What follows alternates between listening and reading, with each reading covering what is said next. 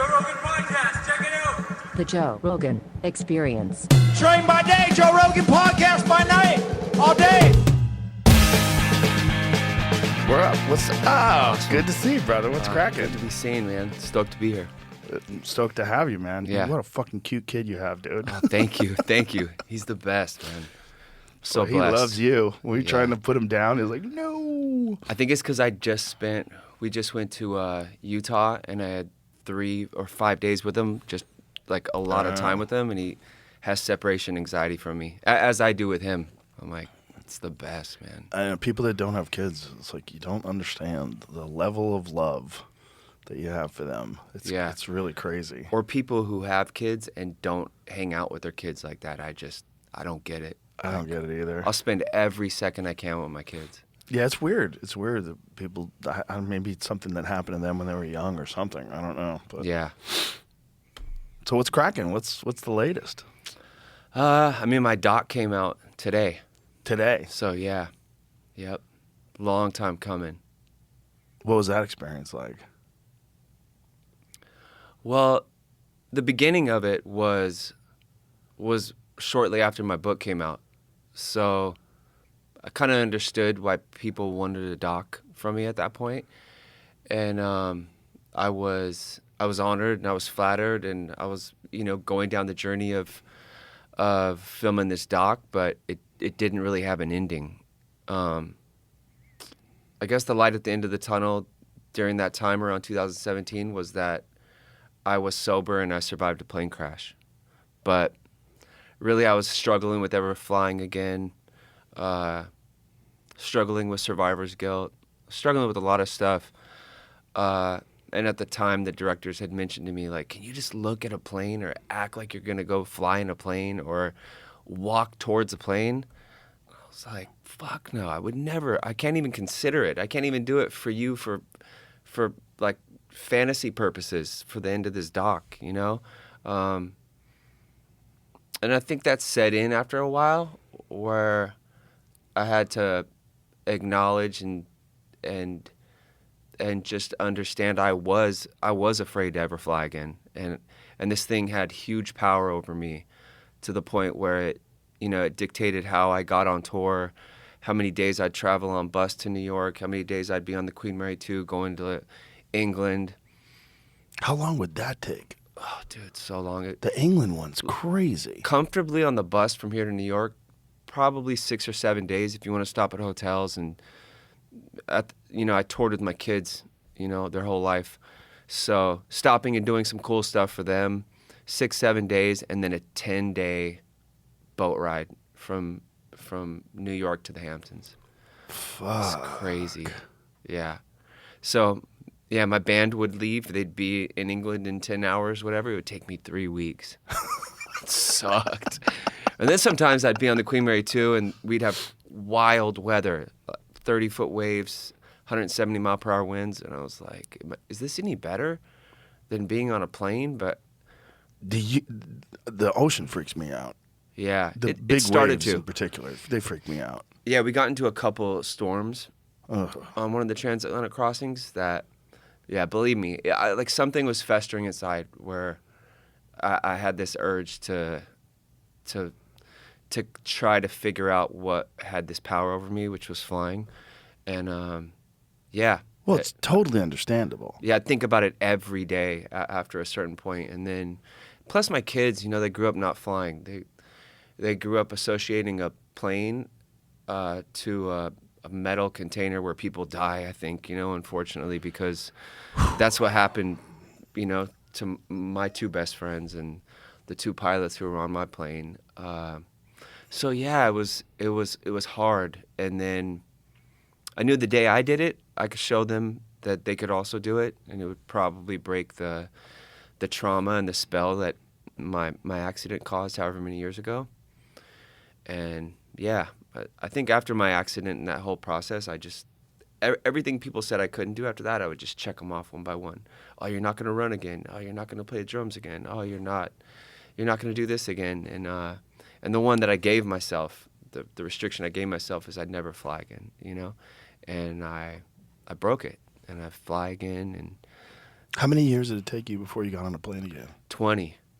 And I even think back to that. I'm like, 20 years. I lost 20 years with this thing having power over me. But it was like a monster. It kept getting bigger and bigger. And I was like, I gotta. Well, you got to look at it like in terms of the odds. You survived a plane crash, which is the odds of that are astronomical. The odds of you getting in another plane crash are super low. Yeah. I know nobody thinks about it like that because it's the opposite, because you've actually experienced it. So you know what it is. Like, oh my God, this is a real possibility. Yeah. I can see that now because my son, who's 22, he doesn't love to fly. And I always say, like, we were in Utah.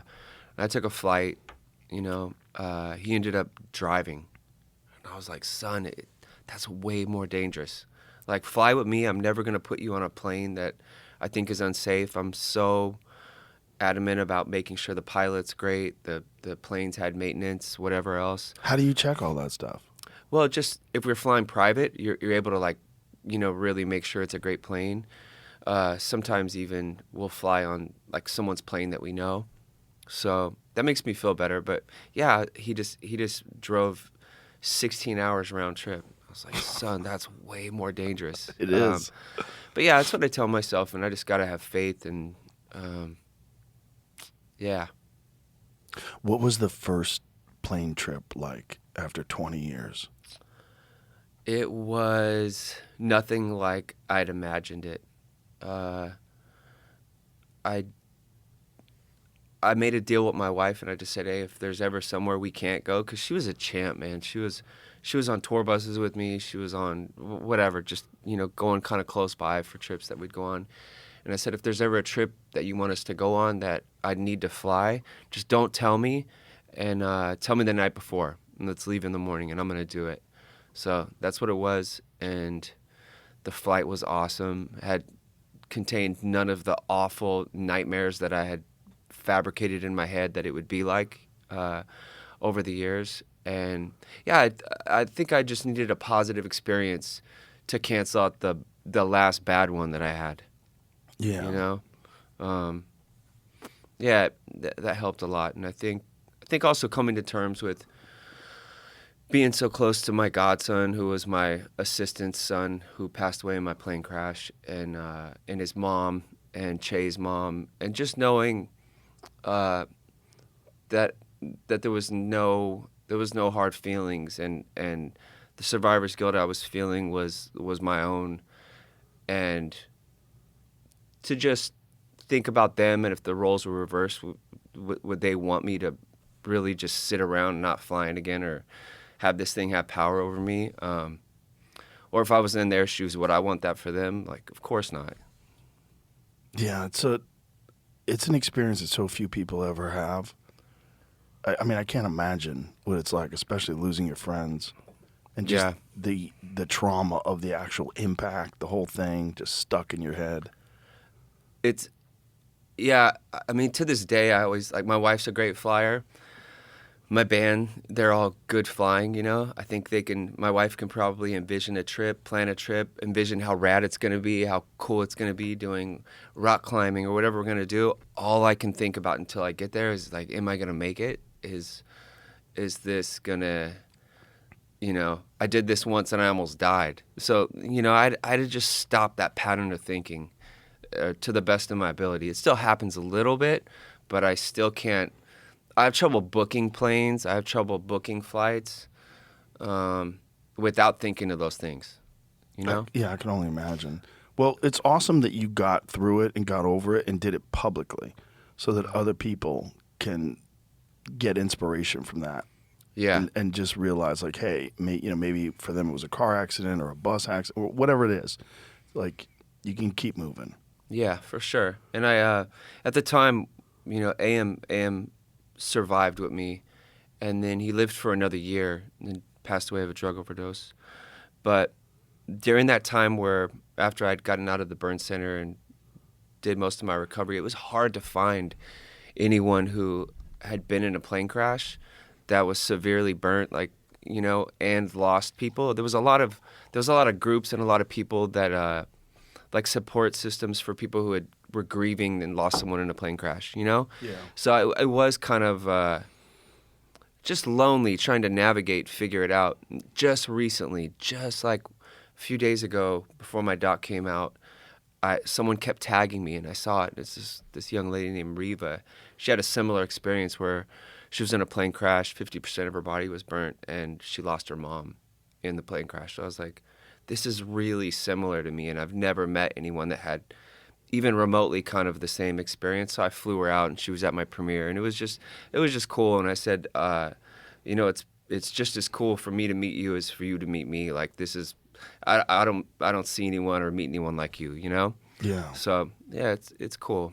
That's a very cool human experience. Yeah. You know, just share it with somebody and realize, like, you both been through something pretty horrible, but you came out on the other side and find comfort in each other. I think the closest thing that I came to that was right after my accident, and I was out to dinner. The guy who flew the plane and landed in the river, remember that? Sully? Yeah, he came up and shook my hand at dinner. Didn't say a word to me, but I was like, oh, wow. Oh, that's awesome, you know?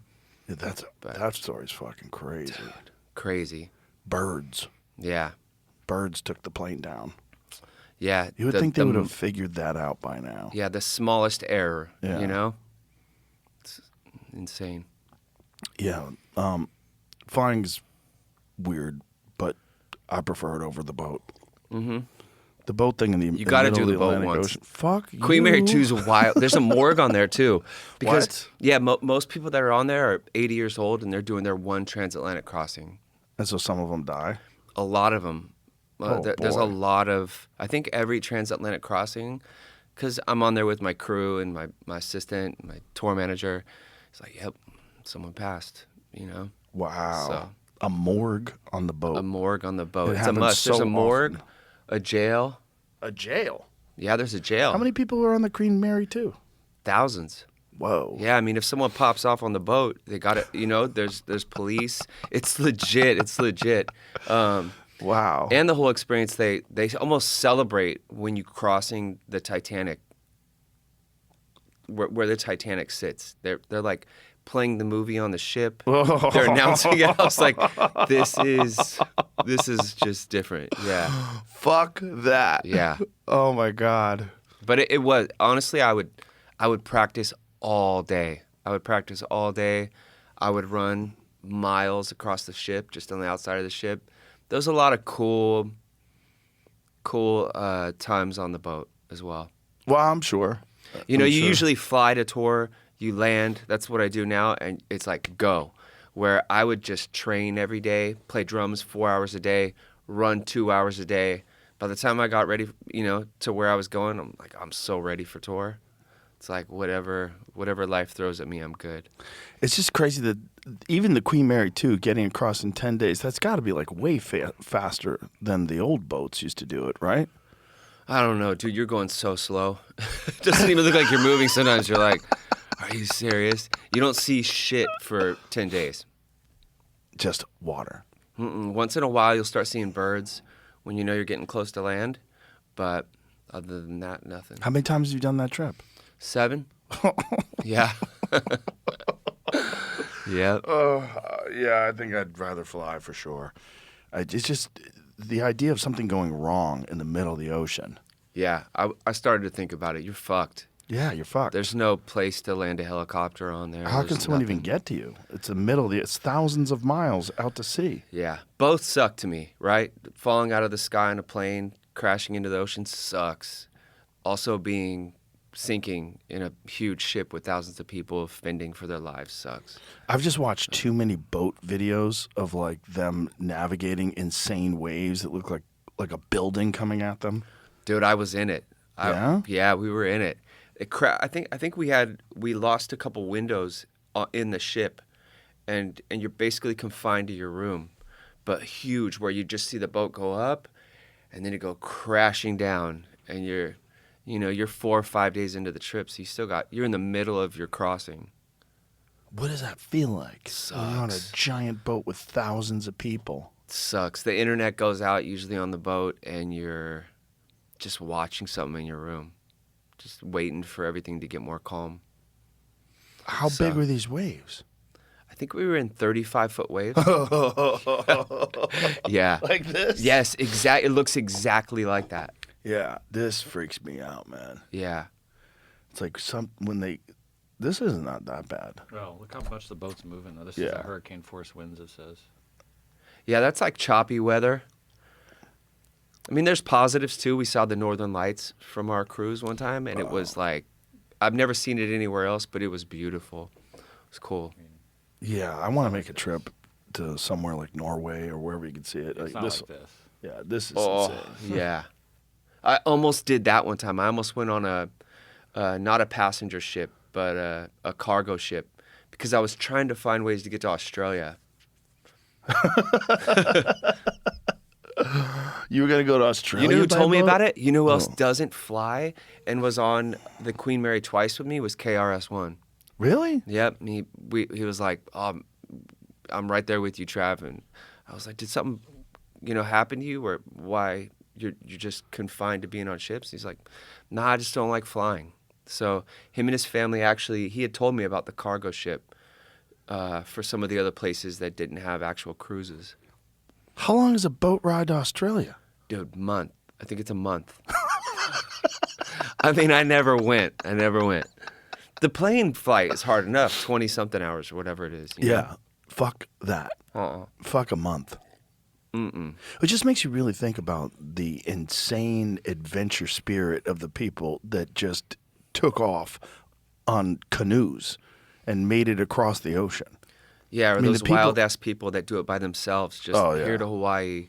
Yeah, there's a lot of those people. Yeah. Yeah, I know a dude who just did that. But that's, I mean, the people back when there was no internet, back when there was no newspapers or no nothing, like the Polynesian people that just got on boats and made it to Hawaii. Insane. Yeah. Like, did you have, what was plan B? Yeah. What's what do you do if you're out? Where are you getting water? How are you staying alive? Yeah, I think Plan B is making Plan A work. That's That's their it. Plan B. There is no plan. Yeah. But how bad does life suck that you're willing to get in a boat and just hope there's some food Yeah. when you land? And they didn't have big boats either. Yeah. So what the fuck were the waves like for them? Also, no weather app on the iPhone. Yeah. Like, you have no idea what's coming. True. You have zero idea what's waiting for you. And, you're with your family and you're paddling out there. Yeah. It's the unknown, absolute unknown. And then how do you get back? Or do you? Or do you just say, well, this is where we are? I mean, it must have taken months and months and months to get out there. I mean, how do they stay alive? Like, human ingenuity, like people's ability to thrive and survive is pretty insane when pushed to the limits. Yeah. Like people, I have a friend who fasts half of the year. He's just drinking juice and water. For 6 months? 160 days a year. He does it every year. How? He's Chef Ito. How much weight does he's he a lose? chef. He's actually a chef that took a vow of silence 30 years ago. A plant-based raw chef. And for half of the year, he doesn't eat. He just fasts. And it's more for like health reasons, like cleansing and to prevent disease, whatever else. But he gets really thin and then just goes back to his normal weight the second half of the year. I don't know if that's good. I don't know either. But Who told he him does that's it. good? He does it every year. It might not even be good, or so, he just does these things. Yeah, I don't but think it is. half of the year fasting. I don't think it's good. This episode is brought to you by Visible. Why does it feel like summer ends as soon as it begins? One day, the sun is finally shining bright, and the next thing you know, there's football on the TV again. It's time to soak up the last days of summer, and that means staying connected to what you love. Visible Wireless can help you do just that. With Visible, you get unlimited 5G data and unlimited hotspot powered by Verizon for just $25 a month. Visible is more than just a wireless plan. It's unlimited wireless designed to keep you connected, and there's no contract to tie you down. Switch today at Visible.com. Plans start at $25 a month, or get the Premium Visible Plus Pro plan and save $10 on your first month when you use the promo code Rogan. Terms apply. See visible.com for plan features and network management details.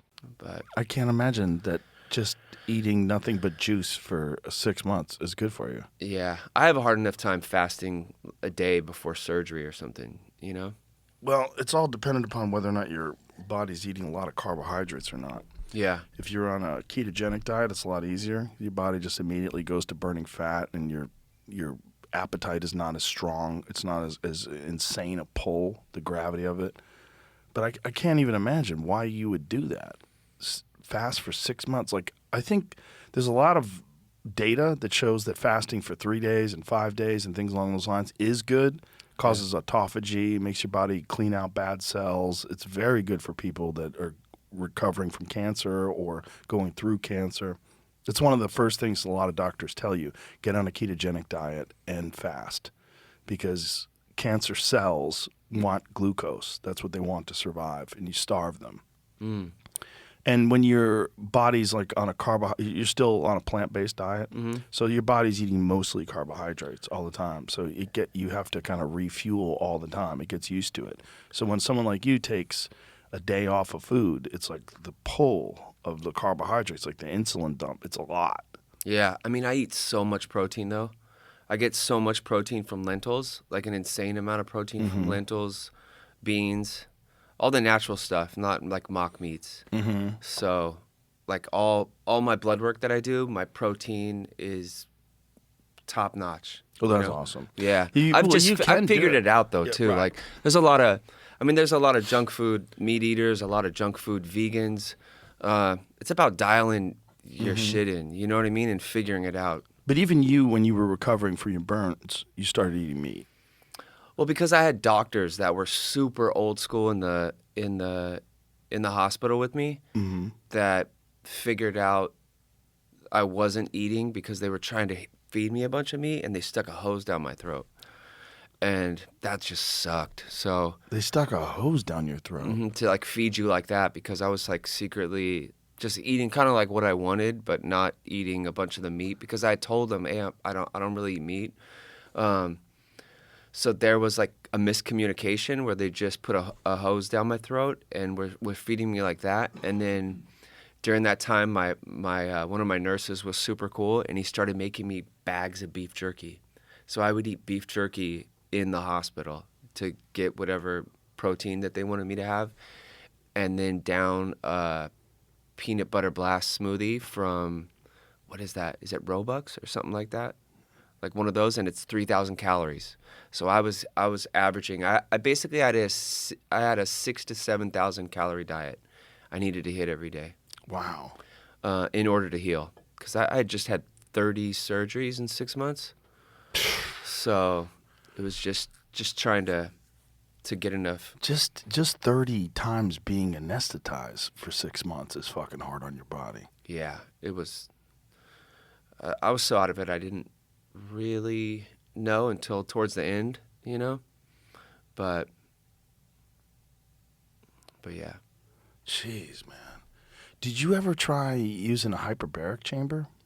I couldn't do it after, my best friend that was in the accident with me, AM, he was I think 6% of his body was burnt, and he went in the hyperbaric, and I think he had a small graft on the back of his head. He was out of the hospital in a week and a half. But I had 70% of my body burnt. So there was no way I was getting out of the hospital, no matter how much I did it or didn't do it. I tried doing it, and I was just in such a awful place after my accident, where I had so much trauma with like losing my best friends, and I was definitely my reaction was much different than Adam's, and I couldn't go in the small tube. There was no way. I think at the time it reminded me too much of the inside of the plane. Really? Yeah.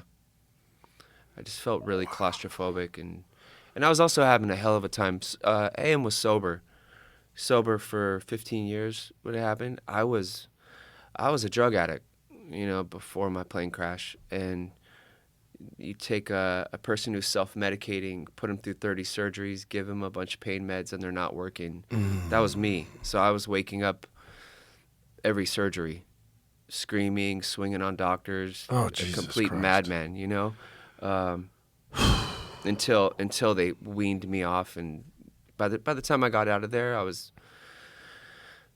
I never wanted to put anything in my body again, and had a great relationship with all my doctors and Dr. Grossman, who owns the Grossman Burn Center. It was, it was full circle. But that's a crazy trial by fire to get off drugs. Yeah, that was my rehab. Wow. Fuck, dude.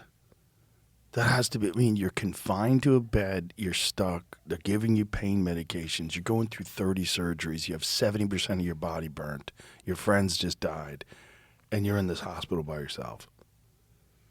Huge wake-up call. What a wild ride your mind must have been going through.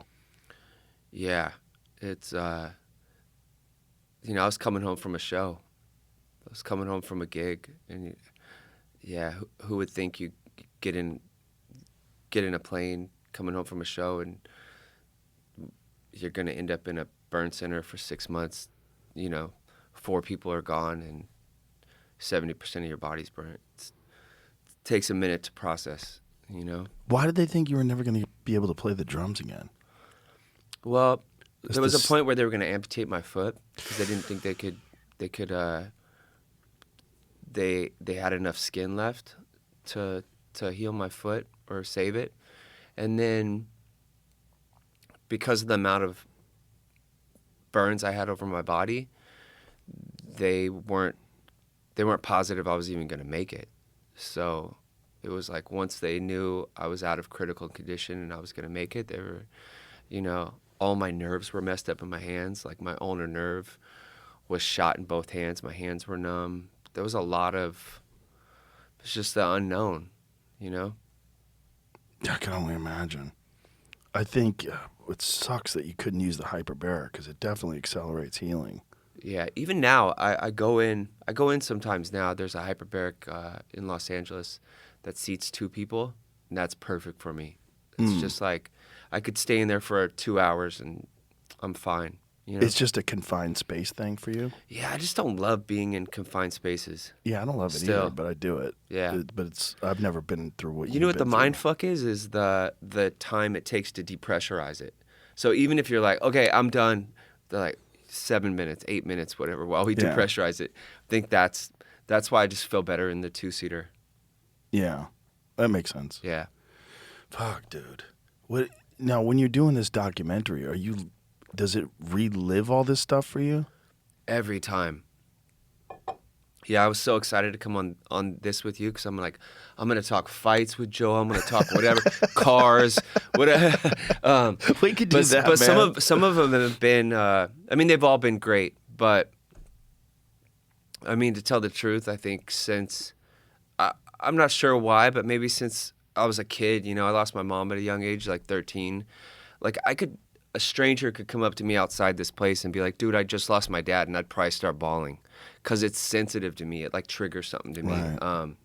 So yeah, it's like talking about certain parts of the doc is like gutting me with a knife, Were you conflicted as to whether or not you wanted to go through with this and relive all that stuff? I think I was already far past it. It was to the point where my doc was done in 2017, but I'm like, there's no ending. The ending sucks. I won't look at a plane. I won't do anything. And then fast forward, that was their dream ending. Just stare at a fucking plane for me, right? And I'm like, nah, So, and then fast forward to now, 2024 or whatever it was when I flew, or 2025, it was like, yo, I fly again. My kids fly. I'm married. There, like, so many things have changed, and that kind of triggered me to finish it because there was a huge light at the end of the tunnel now, right? It was like, yeah, I had this thing that had power for me for 20 years, but I fly again. And I think the other parts of the doc, like an amazing like rough relationship with my dad when I was younger turned into something like beautiful, where he's like my best friend. Oh, that's awesome. I wasn't born with a silver spoon in my mouth. I grew up, you know, we didn't even have like running hot water in my house. It wasn't like my dad was in the music industry and my mom was an agent. It was like, no, I fucking didn't know how I was going to get out of where I grew up. And I just played every day and I was relentless. And I joined every band and I played with everyone and I practiced 2 to 5 hours a day, you know? So just even giving some kid hope, knowing that he can do the same thing was like a big part of my documentary that I felt like could help a lot of people. For sure. And then just to see me get knocked down and just have to fight, you know, over and over again when fucked up things happen to me, and just watching me have these things just make me stronger and stronger and unbreakable. I think that's the resilience. I think that is something for people to see. Fuck you know? yeah. Yeah, there's 2 great messages in there. The big one is that you can overcome, that no matter how fucked up things are, if you keep going and if you stay positive, you do the right thing, you trust the process, at the end of it, you'll come out better. Yeah. And then the formula for success is the same formula. Almost everyone has that is really awesome at something. Become obsessed, become driven, and just throw everything you have in that thing. And you come out better. And you eventually get to where you want to be or get to where you are. It's an undeniable formula. Yeah. And kids need to hear that, especially kids in this world where everybody thinks everything comes quick and everybody wants it's a TikTok mindset and everybody wants a pill to lose weight and the process is the most important thing, and just becoming obsessed and in love with the process. Yeah. And so many people, I don't know, there's not a lot of balance, right? Like I've found more balance now, but it's like, no, you've got to be fucking obsessed and you got to be relentless and you got to, while all your homies are out doing whatever, you should be practicing. You know what I mean? You got to be disciplined. Like I'm so, my parents were, they were really strict with me. Like, yo, if you want to go skateboarding, you want to go ride BMX bikes, go whatever, fuck off with your friends, you got to go play drums for 3 hours. Wow. I'm so thankful they did that. Can you imagine if they didn't, Because the one thing also in my doc is like, every time, like, my mom dies, what do? I just throw myself into music and drumming, like obsessed with drumming, Join marching band, orchestra, jazz band, like just literally eat, sleep, and breathe it. Same thing after my accident. What did I do? The day I got home, I'm outside with scabs all over my body and I'm playing the fucking drums because it's like what I know. And also I think for kids even that don't have to hopefully endure anything I encountered, it's like it gives you confidence when you're good at something. It's like when, I don't know, anything, I think when kids bully you, when whatever else, if you're good at something, you're like, fuck you. Like, I know I'm really good at football, or I'm really good at jiu-jitsu, I'm really good at guitar. I feel like it just gives you confidence. 100%. And helps you just kind of navigate through life better. Yeah. It's a vehicle for developing you as a human being. And Totally. Whatever it is, whether it's art, whether it's music, whether it's literature, whatever you're doing, writing, whatever you're doing, whatever, carpentry, whatever it is, just become obsessed with a thing, get better at it, and you realize that, okay, there's a process. I can get better at things. I'm valuable. I can do something. Yeah. I'm not just a lazy sack of shit. The problem is the masses aren't like that, right? So, like, sometimes you feel lonely being like that. But, I feel like... Have you ever read Relentless by Tim Grover? No. It's my Bible. But I just had my premiere in L.A. and he introduced my doc. What is it? It's a book, and he basically talks about being a cooler, closer, or a cleaner, And, like, cleaners are like people like you and I that are obsessed with shit. And, if we won a Grammy today, we're not going to like party for the next week. We're like, what's next? Right. What's next? We're not, we're on vacation and we're practicing and we're not feeling bad about it. It's a mindset that not a lot of people have.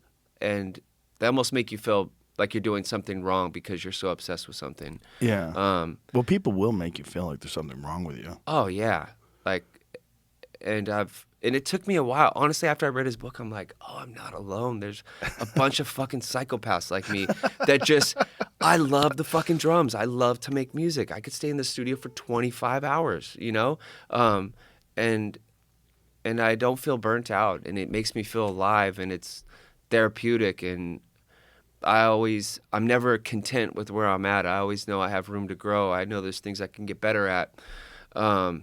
Yeah, there's like, you know, there's people that are very content just being like, I'm not going to get any better. I'm cool with where I'm at. I know this is kind of peak level for me. I can never think like that. Yeah, I mean, I guess that's just how it has to be. In order for there to be outliers, there's always going to be people that just for whatever reason, never follow through, never do what they really want to do. You know, what is that Thoreau comment, the Thoreau quote? Most men live lives of quiet desperation. There's a lot of that.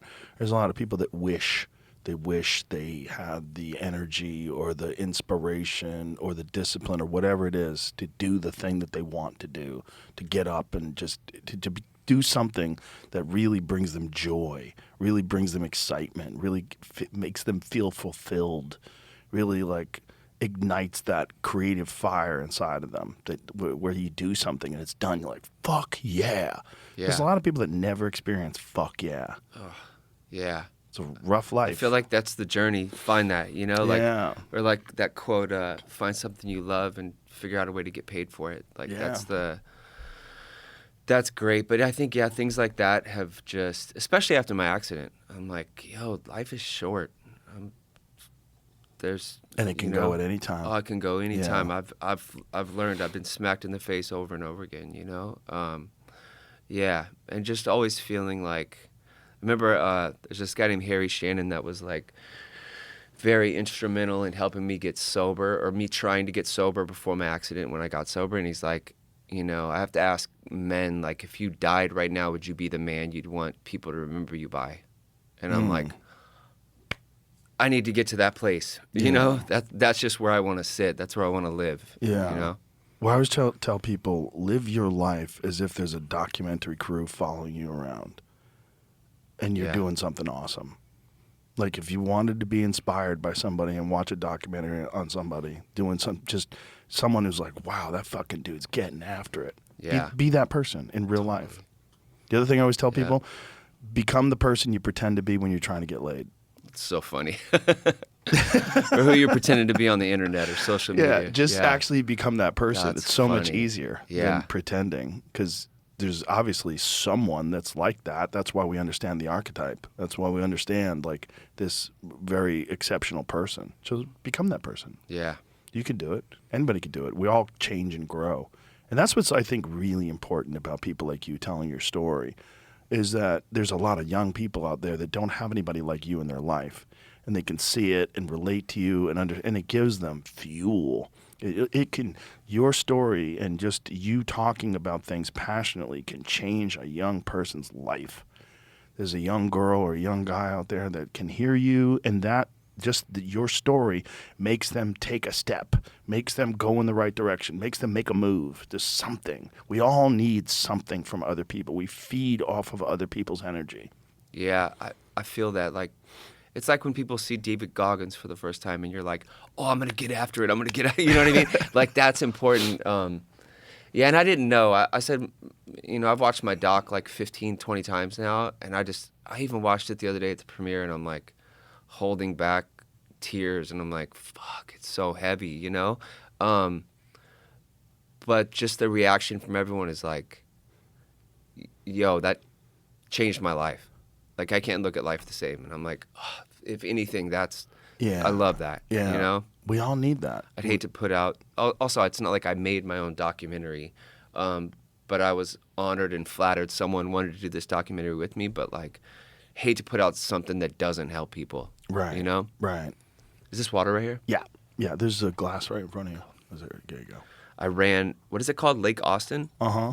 Ladybird. I ran it Lake? today, yeah. It's dope. So nice. Isn't it beautiful? So beautiful. This is such a great place. If I lived here, I would be out there every day, and tons of people running. I know. So There's cool. a lot of healthy people in this town. And I didn't. My goal was to just wake up and walk. I went to like this good espresso spot that has like cortados. Had a coffee, and then I have like long shorts on, like sweat shorts, cut off sweats, suicidal tendency sweats, and high socks, and just regular shoes.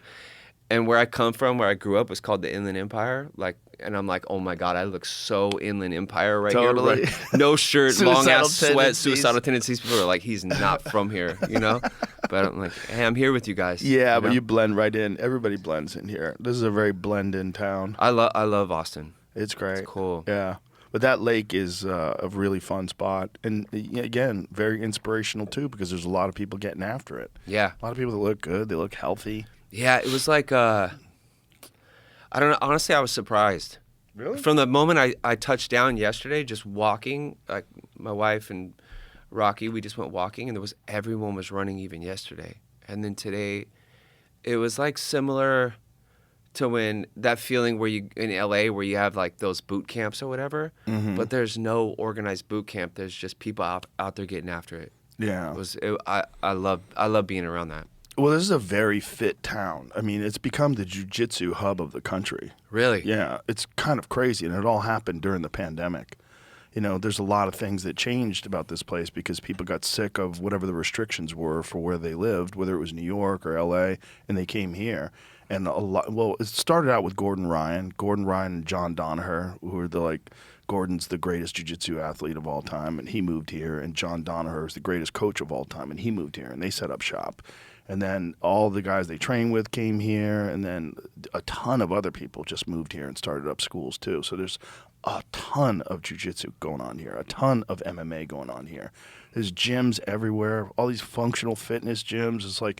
It's like a feeling here of there's an energy of people that want to do something, that really want to be active, they want to be excited about something, they want to make something happen. And I think a lot of that was accentuated by the fact that this town became like a symbol of change for them. Like wherever the fuck I used to live before, now I'm going to move to this new thing, and I'm going to really take advantage of the fact that this is different, that this place is different. This is my new place. This is my new feeling of my life. It's a new environment, and then all these other people that moved here have this similar desire to like excel and make their life more exciting. And it's an awesome place. Yeah, I feel that. I think you usually see it in New York or LA, but you see it here. Yeah. It's like everyone's in shape, or it's like, feels like it's ahead, you know? There's energy here. Yeah. And there's energy here because of the people that moved here. You know, when we opened up the comedy club, I mean, we all came here because there was nowhere we could perform in LA. LA was locked down for comedy. And just like you playing the drums and doing music, comedians are addicted. They're addicted to performing. They're addicted to writing. They're addicted to and a lot of these guys were young people where their career just was shut off. And, you know, they're in their 20s and they're pursuing their dream and they're barely getting by. They're making no fucking money. But they're in Hollywood. They're at the Comedy Store. And then all of a sudden the Comedy Store is closed for a year and a half. It was fucking nuts. And so when we came out here, you know, it started off, it was Ron White and then me and Tony Hinchcliffe. And then it was like we lit the fire and come on. And then next thing you know, there's like 20 world-class comedians moved to Austin. Wow. And we set up the club, and then now there's 5 clubs on my street, on the street where my club is. There's 5 other clubs there. It's crazy. There's so many comics here. And it's just exploding with creativity and enthusiasm and momentum. There's like so much momentum. Cam Patterson, who came out of here, just got SNL. You know, Shane Gillis obviously just became like the biggest comic in the world. And it's all, Kill Tony's the biggest live comedy show in the world. That's out of my club. So wild, It's all like, oh, that's out of your club? Yeah, every Monday dude, it's out of my club. I get all the clippings from it all the time, and I'm like, he's so funny. Also, I saw Ron White and Shane Gillis at the Netflix Sucks. At the Hollywood Bowl. Yeah. So good. Yeah. I worked with Ron last night, and he's great. He's the best. Yeah, Shane Gillis is my favorite, obviously. He's He's so funny. He's the best. He doesn't even have They're to say awesome. anything, just his No. face. Well, he's just a great guy. Like you just love you. When you're around him, you're having fun. Yeah. Like, he's a big smile. Yeah, You know. I could imagine. Yeah. So Yeah, they were having like, him "Hey, out do you here- want to go meet him before the thing?" I'm like, "No, I'm okay. Like, I just want to watch his show." Like, yeah, I'm sure he'd love to meet you. Yeah. It's just having a place where a bunch of like-minded people are trying to do the same thing is so important. And if you don't have that in your life, that's what I was talking about, like your story and your documentary, and just hearing you talk about stuff is so important for people because we all need other people that are doing a similar thing or at least doing a thing that we wish we were doing. That it Yeah. gives us, and it might not be for them, it might not be playing the drums, it might be painting, it might be something else, but it's like, oh, that guy has that feeling about drums the way I have this feeling about playing guitar, or I have this feeling about drawing pictures, whatever the fuck it is. It's Yeah. like you need to know that this feeling that you have inside of you and wanting to do something special is not unique. There's other people that have it. You just have to find them. You Yeah. have to find those people. And if they're not around you, at least now we have this amazing ability to connect with these people through the internet. It's incredible. Yeah, it's And- like they say, like you are who you're the closest 5 people that are around you. Yep. It's like the same thing. Completely true. Completely true. Yeah, I feel that too, and they don't have to be doing exactly what you're doing. Yeah, I'm like, in our old neighborhood were you on Khalifa? Yes. Okay, so I'm on Yeah. Khalifa, you know? I moved my studio. You literally left. Yeah. Like COVID hit, you left, and I moved in over there. Yeah, right? I know. I heard. So, I wonder how close we were, too. I think we were real close. Really? I think we were right Yeah. down the street from each other. So, even just being in that neighborhood, like I run a lot in there, right? And one day I was running. It was so weird. I think I saw your pod, and Jean Jacques was on it, right? Jean-Jacques Machado? Yeah, Jean-Jacques Machado, and then maybe 2 days later, I'm at Blue Bottle grabbing a coffee, and him and all his boys from his gym come up. They're like, "Hey, come train." And I'm like, "Okay." And then the next day I'm running, and I don't even know where his spot is. And I'm running, and then there's his dojo, like, you know, his gym. Mm-hmm. And I just walked in and started training. But being around him and, like, his story, like, being around people who have inspiring stories and are Yeah. motivating and are productive and are hungry and, you know? Yeah. It's the biggest difference in the world. Jean-Jacques is an awesome soul. He's Yeah. an awesome guy. What a great guy. Yeah, I started training with him in 1998. Yeah. Wow. Yeah. I was training a lot, and then was also running a bunch, and I tweaked my leg. And I kind of learned, I think, like, me running all the time, it wasn't the best for jiu-jitsu. No. You need some strength training for Yeah. jiu-jitsu. So now it's a good balance, but What do you do for strength training? it's tricky. I used to just work out.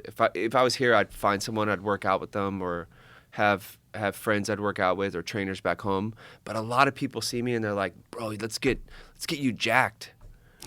Well, that's not functional for me. Not functional for I need to be drums. fucking fast. Yes. And I need to be fluent. And Right. yeah, so a lot of people, I figured out after years and years and years of working out with different people, what's best for me is fast twitch and lots of reps, lots of sprints, quick explosive energy. Mm-hmm. I love boxing, love jump roping.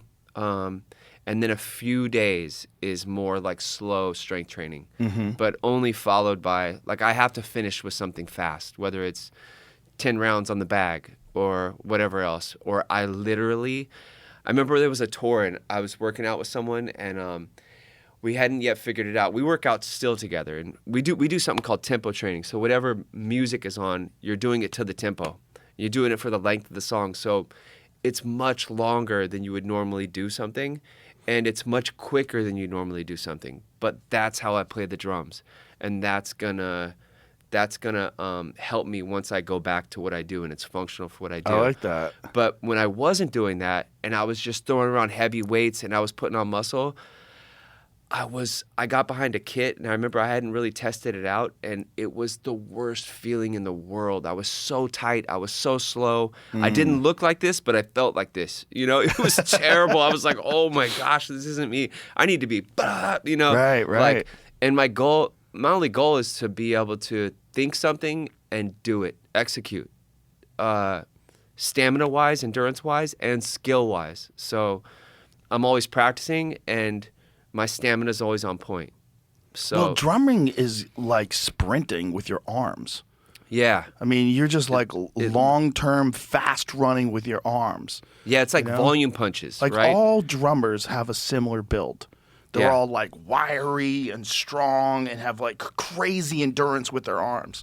Like Yeah. what you could do with your arms is probably bananas. I bet you could hit a fucking speed bag all day long. I could do battle ropes. I love speed bags. Oh, yeah. I have one at the gym at my Can imagine studio. And it's that's all all I that use. fucking. Yeah, and it's all Yeah. Mm-hmm. tempo. You have to find the rhythm. If the rhythm's not right, you can't keep the bag going. Battle ropes. Oh, yeah. for 30, 40 minutes Okay. without stopping. That's insane. Yeah, just I mean, find that's like the different perfect ways. thing for drumming, I would imagine. It's such a similar motion. Yeah, But but it's so different than like the average person that wants to work out. Like I don't get to do Right. that. Right. Even though it's cool or you look cool or you put on a certain amount of muscle, whatever. I can't do it. Well, it could get in your way for sure. I mean, I think a drummer wants to be built like a welterweight boxer. Mm-hmm. You want to be like lean and wiry and just have crazy endurance. And if you just get an intelligent trainer, they understand what you're trying to achieve. They could achieve both goals. Like you can strengthen things so that you don't get injured in jiu-jitsu if you want to do jiu-jitsu, but not overwhelm you with mass. Yeah. Yeah. Figured out like there's definitely certain exercises I could do once I start training jiu-jitsu again to make sure my legs are cool. Well, a lot of like that was really elite jiu-jitsu guys are not bulky at all. There's a lot of like really thin guys that are like very, very high level, especially because there's Yeah. weight classes. And, what's really important is technique. What's tricky is the hands too, like not crushing my hand Mm-hmm. and making sure I'm always like gripping properly and not leaving my fingers out or Oh, yeah. This episode is sponsored by BetterHelp. You've probably heard about BetterHelp before, but maybe you haven't heard from those who have actually used BetterHelp. That feedback can tell you everything you need to know. Go to betterhelp.com/reviews and check out the feedback from hundreds of people saying how much they love this service. It's easy to see why. To get started, all you have to do is answer a few questions. You'll get matched up with a therapist based on your needs. And if it's not the right fit, you can switch therapists at any time. See the reviews, see what stands out, and see if BetterHelp is right for you. Visit betterhelp.com/JRE. That's betterhelp.com/JRE. If you Yeah. break a finger, that's fucked. yeah. No, Yeah. he's always so good about that. It's like Well, you just have, if you're rolling and stuff, you just have to make sure you're not rolling with anybody that's spastic, anybody that's just like, that doesn't have controlled energy. Yeah. That's the great thing about rolling with black belts. Like if I'm rolling with a black belt, it's very controlled. Like we both know what we're doing. So everyone's like moving at a very controlled pace. You very rarely get injured.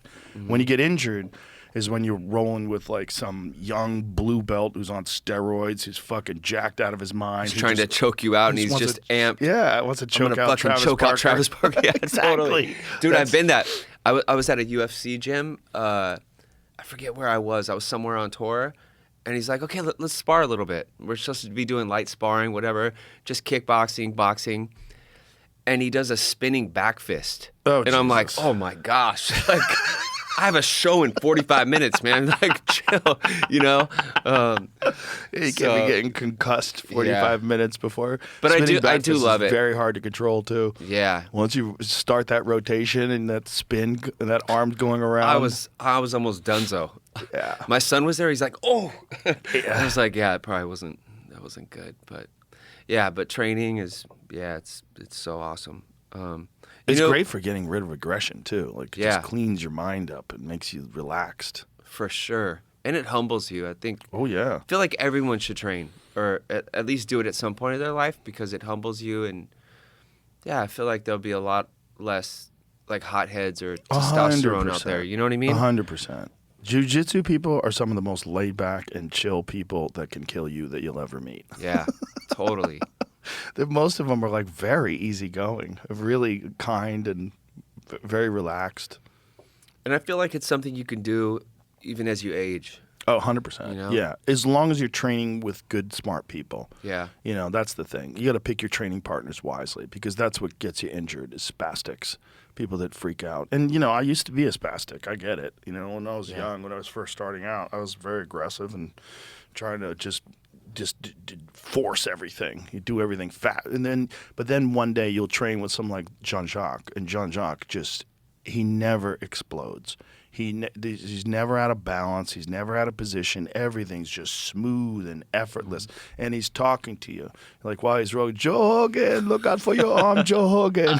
He's like, he's having so fun. Good. Yeah. Yeah. And it's an art. It really is. Especially when it's done well, like the way Jean-Jacques can do it. It's like, it is an art. It's beautiful to watch. You watch someone with a beautiful guard pass and then nail a triangle, and it's like, oh my God. It's beautiful. Yeah. And I think I'd done it in the past, and it was a lot of fun, and it was almost like chess up here. Mm-hmm. But I didn't feel like it was much of a workout. Whereas with him, it's like 2 hours. He's making it like a show. There's no stopping for long periods of time, and we're just dripping sweat. Mm-hmm. And I weigh $150, and he's whatever 200, you know. Yeah. And he's just it is a workout, and it's just challenging, and you're engaged the whole time, and it just feels good. And if you watch fights, you really appreciate what's going on because you've tried to do that, and because a lot of people get very delusional when they watch fights, like, pissed when they go to the get ground. in there, Yeah. I'd fuck these guys up. Like, you have this. Most men have a very delusional understanding of or belief in their ability to fight. So doing it gives you like, oh, well, this is fucking really hard. And then you watch people at an elite level. You know, you watch Sean O'Malley or someone like that, and you're like, oh, fuck, that's hard to do what he just did. That's crazy. Yeah. It like gives you a real true appreciation of the amount of effort and the amount of discipline and intensity that this guy's put in over years and years and years to achieve this level where you're watching something spectacular in front of 15,000 people and millions of people on television. Dude, I couldn't imagine. Yeah, I was with Dom one time, and me and Dom Cruz, he was just like, try to sleep me. And I'm like, okay. And you know how fast he is and how like I swing and he's over here, you know? It was like, it was so humiliating. But, and then he was just grappling me and not letting me move. And he's like, don't ever when you're in a fight be like, do something. This is what it feels like. You know, he was just keeping me there. And I'm like, oh, I have much more respect for just, when someone's even just holding someone against the fence, that feels awful. Yeah. You know? And it drains you. It drained me, yeah. And then to start a fresh round where I'm trying to sleep him was impossible. It was impossible to begin with, but it was even more impossible, you know? His footwork is ridiculous. Dude, so it's ridiculous. And he really invented a lot of his footwork. Like, his footwork is very... Dominic Cruz, when he was the champion, when he was a bantamweight champion, had some of the most elusive footwork that anybody had ever seen before. It was so unique and so different, and you couldn't get anybody to emulate it in training because Dom's system, he pretty much developed on his own. And there's a lot of videos of him training it, a lot of videos of him moving, and it's so unusual that you see guys in front of him and they're just mesmerized because it's step here, step there, pop, step here, kick, step here, elbow, and you're like, fuck, where is he? Yeah. You know, and that was such a smart, because he's such an intelligent guy, which is why he's such a great, like, MMA analyst. Yeah, he's so good. So smart. And he just really figured out, like, okay, I don't have the most power. I'm not the strongest guy. I'm not the biggest guy. What can I have? What can I develop that gives me an advantage over everybody? Well, I can be like the most elusive, the most slick moving guy that's ever existed. And I feel like a lot of people in his division adopted it from him. Oh, for like, sure. Figured it out, you know? Well, they had to adapt. Yeah. You know, when that guy's, dominating people and you can't do anything about it. I mean, he humiliated a lot of people. Yeah. Like, he was in front of them, and they developed this style that was fine if someone's standing right in front of you and engaging with you. Like, right in front of you and there to be hit and taking a shot and then giving one back. Don was doing none of that. He was like, whoop, here, I'm over here, boop. He was like, very much like Lomachenko did in boxing. Just doing weird shit that people hadn't seen before. And really kind of, again, developed it on his own. If you look at like the camp that he came out of in San Diego, there wasn't other guys doing it like that. It was really just him. Yeah. Very, very unique guy. But I love that there's styles that sort of rise, that exist, that someone just sort of creates. They just realize, like, what do I have physically as as my tools, and how can I implement these tools in a way that's different than anything that these guys have seen before? Yeah, because there was nothing like him. No. There was nothing. But then you see guys that came up after him, guys like T.J. Dillashaw, who was also awesome with footwork. And, a lot of his footwork, guarantee, was inspired by watching Dominic. And a lot of these other guys that are these Corey Sandhagen guys that are constantly switching stances. Corey, same thing. The style developed out of that, because before Dominic Cruz, there really was no one who had footwork like that, not even close. And so when you see TJ, like, who, in my opinion, was one of the greatest bantamweights of all time, like when he beat Renan Barão, like which was Renan Barão at the time was thought to be, if not the best pound for pound fighter in the world, at least number 2 behind Jose Aldo, and he was undefeated. And TJ just styled on him. I mean, and he went out there like he was sparring. It wasn't even like he was fighting for the world title. He went out there like super loose and focused and relaxed and just switching stances and cutting angles and hitting him with shots and moving to the left and hitting him with a head kick to the right. Like, fuck. He put on a show, that fight. It was crazy. One of the greatest title-winning performances in the history of the sport, for sure. I wish he didn't, struggle with so many injuries and everything, because he was... It's a tragedy. He was phenomenal. It is a tragedy. I mean, he has significant shoulder injuries, like to the point where I think he's going to have to get artificial shoulders. Damn. As he had no supraspinatus on both arms. It was just completely ripped off, and he would just like strengthen all the other muscles and just deal with it, and then it would just pop out.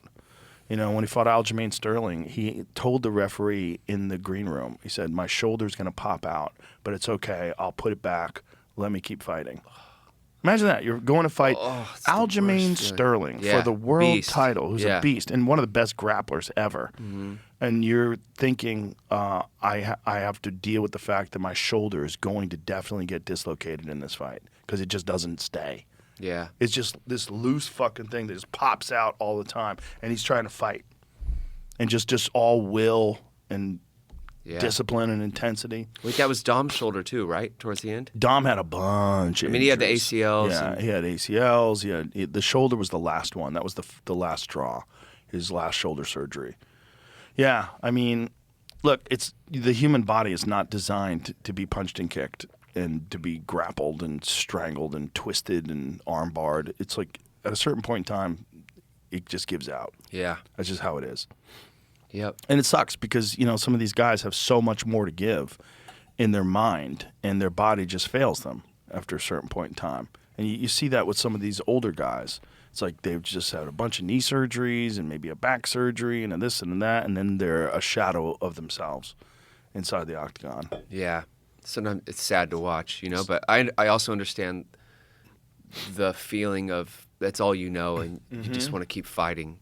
Well, it's also they have this insane belief in themselves, and they always think that it's what got them there. Also, that's how they became a champion in the first place. Like people telling you, you'll never play the drums, you're never gonna run, you're never gonna, and you're like, I'll show you, and that's how they all are. They're all like, I'll show, and they're like, it's over, you got to hang it up, it's over, your time is gone. Like, no, I got one more in me. Yeah, I got 3 or 4 more fights in me. I'm gonna fight until I'm 41 or whatever it is. That would be so hard. I think of Dustin, and I think of like even his fight against Islam and his fight against what's the French fighter? Benoit Saint-Denis. Yeah. Yeah. Dog, I couldn't tell myself I need to hang up the gloves if I fought like that in those fights. he's a fucking beast. Yeah, you he's a know? beast. Like Dustin to me isn't. He doesn't look like he's at the end of his career. He's still very competitive, and I think that was the best fight against Islam anyone's fought. You know, It was a very good fight. That was he's such a he's great elite. fight. I mean, Yeah. Dustin's an elite fighter. so I could see being Dustin and struggling with like, this is Yeah. hard for me to stop fighting because you're that fucking good. You Well, know? with Dustin, the physical issues aren't even really like joints and neck, and it's his head. Mm-hmm. He's had too many brain injuries, and he's got some sort of a separation between the two halves of his brain. There's like some issue with the center of his brain. I don't know. I didn't even know about that. Yeah, he's talked about it pretty openly. But I mean, he had that incident where he got drunk and got crazy. But that's a lot of that is CTE, I guarantee. And he's doing a lot of things to try to mitigate that, and he's seeking help. And really, there are some ways that you can recover, at least in some way, and improve on what you're doing. But I think for him, it's best to not be fighting anymore. It's just Yeah. at a certain point in time, you're only going to accumulate more damage, and then whatever you're dealing with now is just going to get worse, and then maybe you can't recover from it. True. And he's got a family, and he's in this situation where it's like, I want to be there for my family. I don't want to be this guy that's like completely compromised when I'm 50, 60 years old, and where I can't walk anymore, and someone's got to take me around or hold my hand. Yeah. Because there are guys like that, especially like older boxers. You run into some old boxers, and it's really sad, man. Yeah. You see guys like Tommy Hearns talking, who's like not much older than me. And you see him talking and moving around, you're like, fuck, like he paid a price. Yeah. These guys pay a price. It's a rough way to make a living. Yeah. The fight game is crazy. Ooh, it's the craziest. I'm happy my drums don't hit me back. Straight up, I'm like, Yeah. oh. It's also, you can do what you do for a long time. I mean, you can play drums for a long time. When you're fighting, your peak is such a small window of life, and it's just, there's so much that you have to pour into it, and then eventually you have to realize that window's closed, and you have to move on. Even though you're still young and you still have all this life, and look at a guy like Dustin, he looks fucking great.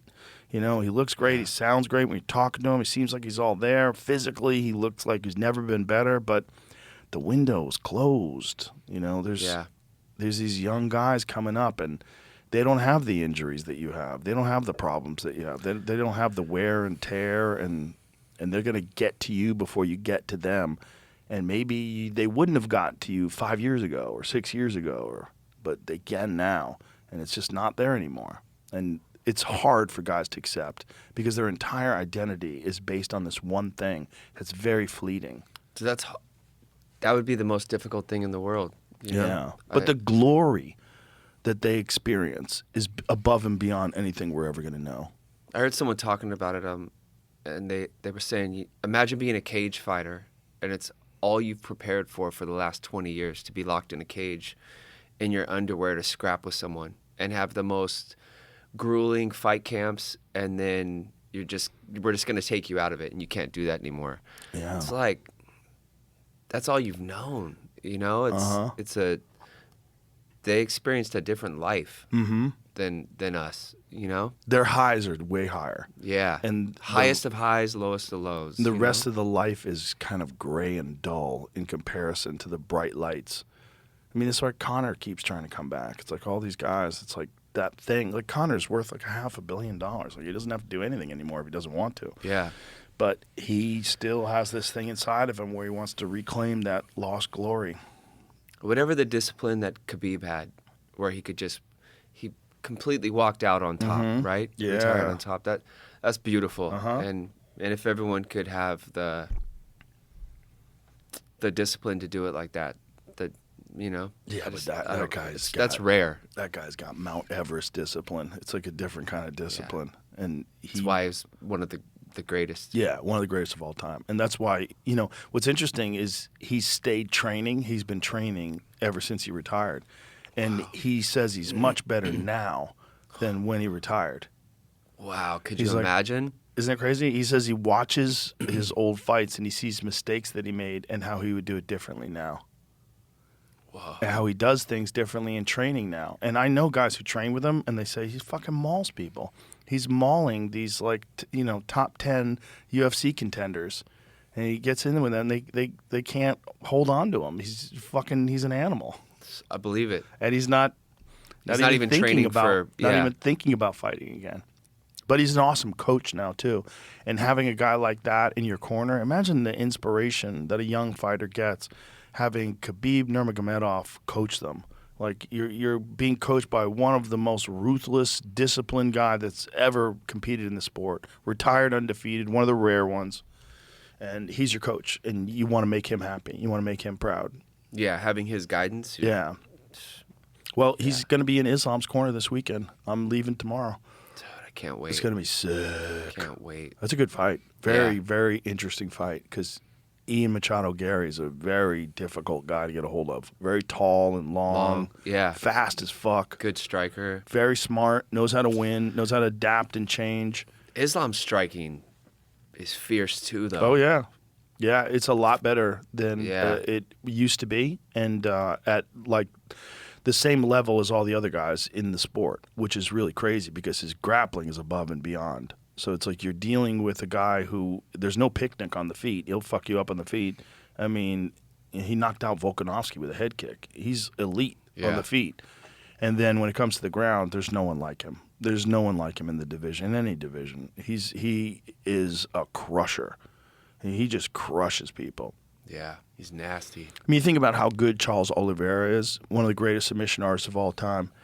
Islam got him down to the ground and just smushed him, just crushed him quickly, just made him tap quick. It was I thought incredible. that fight was going to be more competitive. Everybody did. Yeah. Yeah, but that's how good Islam is, you know? And he's also a guy that, like, you cannot train harder than him.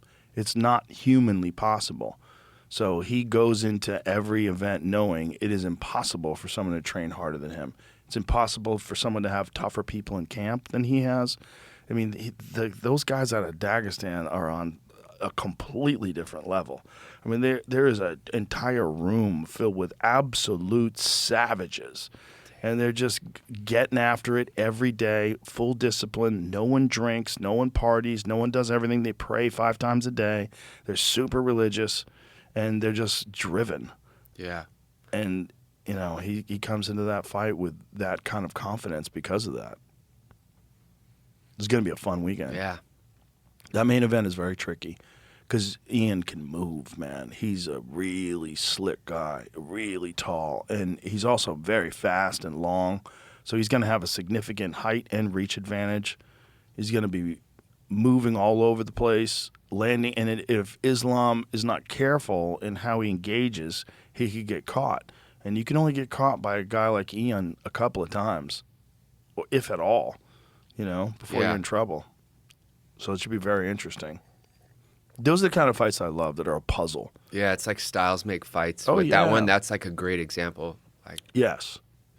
And it's also Ian has this insane confidence. He has this insane belief that he's special, that, you know, this is his destiny, and that, you know, I mean, it looks like that at every weigh-in. It looks like that at every stare down. It looks like that at every press conference. Like, this is his destiny. Yeah. He really believes that, which is another huge thing that a fighter has to have, like almost a delusional belief in themselves. yeah. I saw an interview where he actually said he believes in the balance with his family, with every part of his life, where most fighters will only focus on fighting during the 8 to 10 weeks they're fighting or they're training. And he's like, no, I actually need everything to be in order to make this one thing go great. So I believe in more balance than imbalance.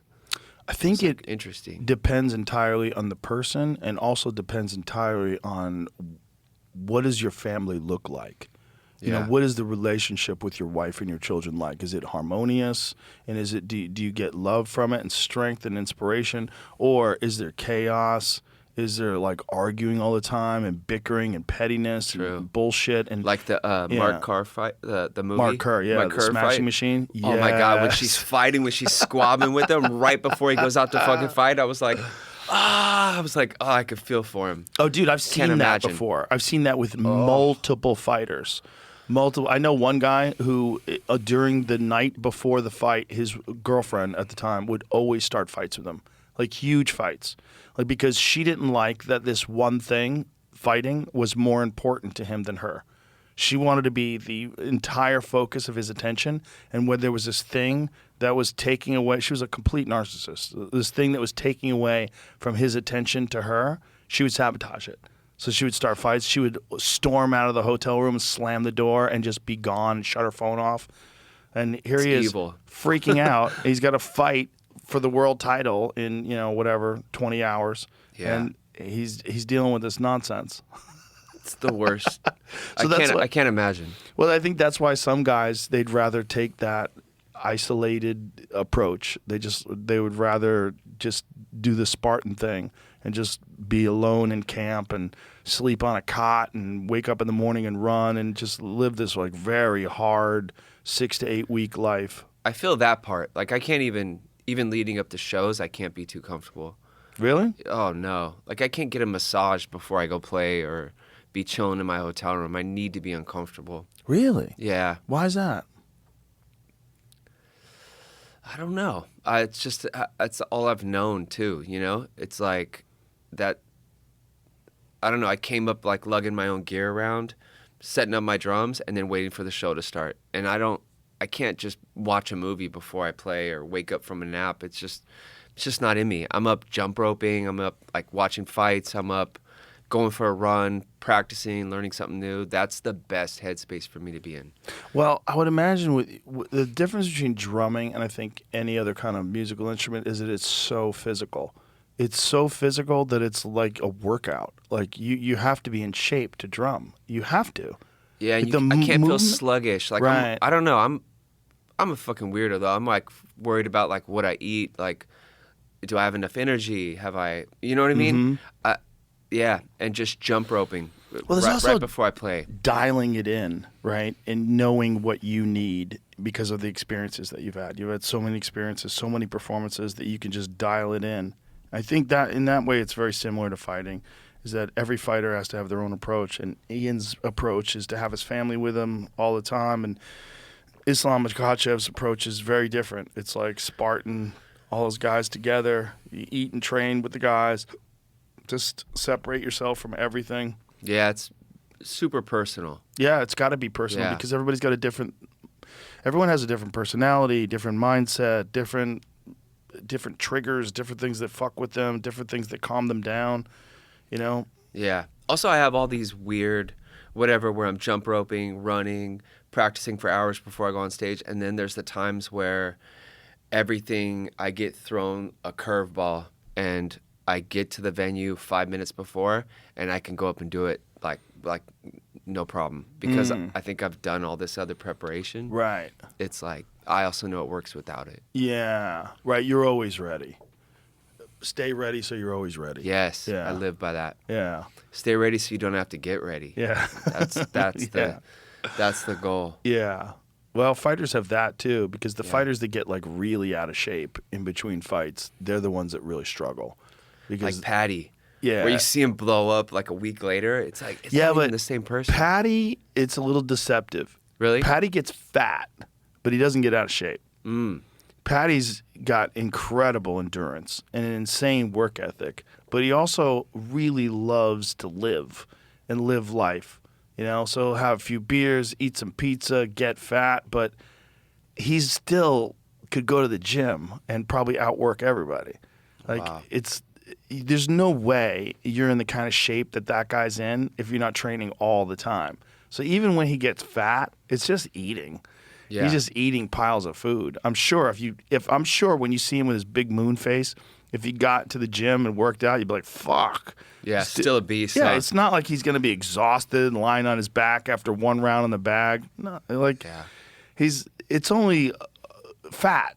Yeah. And then he's got and then there's also this part of the discipline of the weight cut is like this locking in and focusing where you're measuring all your food and like there's a certain like shift in the mindset that takes place when he goes from being fat to ripped. And he goes from being fat to ripped. Yeah. I mean, he does it better than anybody because everyone looks at him like, oh, that guy's never going to make weight. And then he shows up at the weigh-ins shredded, chiseled. Yeah. And you're I like, don't think okay. I see anyone with as big of a transformation. No, his UFC. is beyond. And people love him for it, too. That's also part of the craziness of it. They celebrate it because it's so silly. Yeah, he's so likable. Yeah. He's great. So fucking skillful, too. What he did to Benoit Saint-Denis was nuts. That His choke was Gaethje insane. fight was like... Oh, yeah. That was one of the best fights I've seen in person. It was Just an where awesome I was fight. like, what the fuck just happened? You know? Well, you see what Gaethje just did to Ilya Topuria, and now you realize how fucking tough Patty is. Yeah. Patty's tough. He's silly and he's playful and he's a lot of fun and everybody loves him and he's all likable and he's dancing around. But when it gets down to it, that motherfucker is tough as nails. Yeah. Scary how quick that was. Yeah. And Gaethje's just, fuck. Thank God for him. Yeah. Like, he's so... I was so happy. Me too.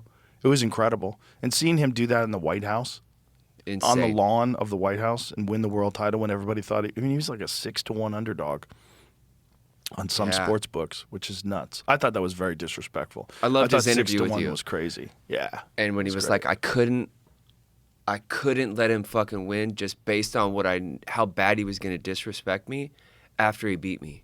The shit he was going to say on the mic, whatever, I was like, nah, it wasn't going to happen. I love that. I love that. Sometimes you fuck with a guy's head so much that you give him fuel to recover and survive when he might not be able to ordinarily. But the thing about Gaethje is he has zero quit in him. You can't get him to quit. He's never going to quit. It's like you could break his body down like Max Holloway did and knock him unconscious. And there's nothing you can do about that. You get knocked unconscious, you're knocked unconscious. It's just physical. Yeah, I've never seen Gaethje like that. You know, in the Max fight, that was No. And I love Max, and that was like shocking. Yeah, it was pretty crazy. And then to have him go from that to become the world champion just a year and a half, 2 years later, whatever it was, Sick. is amazing. Yeah, sick story. Yeah. It's a great sport, man. I mean, there's nothing like it in terms of like the true intensity and the emotions and the excitement. There's nothing like it. I think the last time I saw you was at a UFC at the Apex. I think that's the last time we ran into each other. And Ganwa and Stipe fought. Was that what it was? Mm-hmm. Wow. Wasn't that crazy? Oh, being in that small venue when that happened was like... Small venue, no audience. Quiet. There was probably like maybe 50 people in the whole room, maybe 100 in the whole room. You could hear a needle drop too when it happened. I think that's the first fight I took my wife to, and she was like, "What?" Like, yeah. Oh, that was a devastating fight too. And there was also you have a heavyweight fight in the small octagon. So the Apex, for people that don't know, has an octagon that I think is 30 or 40% smaller.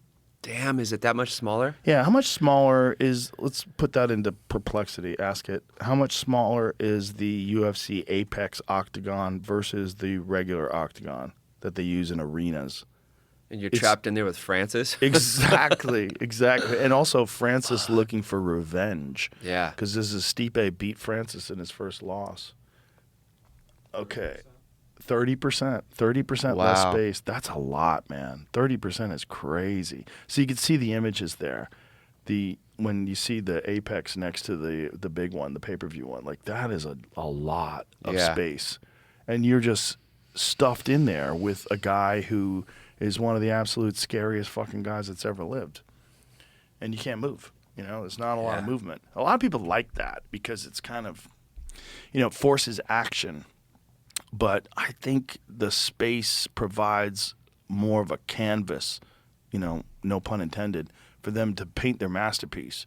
You got to be able to have angles to get out. And if you're just constrained by an object, which is a fence, when maybe if that object wasn't there, you could move to the side, move in, and counter. Think like when Sugar Sean O'Malley knocked out Aljamain Sterling, and Aljamain is pressing forward. Now, if the cage was closer, he wouldn't have been able to move back as far. It cuts off a lot of the possibilities. Yeah. Cuts off a lot of things. That was another shocker, right? Oh, it was amazing. Yeah. When Sean's Sean great. did that at the White House and saluted when he knocked out that guy, and then And the walk-off. walk off, and then Oh, saluted. hard. So hard. And he said he Yeah. envisioned it, which is even cooler. Like he saw it in his mind. Mm-hmm. That's what he was going to do. Yeah, that was great. He had actually, we were texting back and forth. He's like, I need to knock him out. And I was like, when it happened, I was like, oh, that's just like right off into the sunset, you know? Well, in his position, he really needed something special because Marab versus Petr Yan wasn't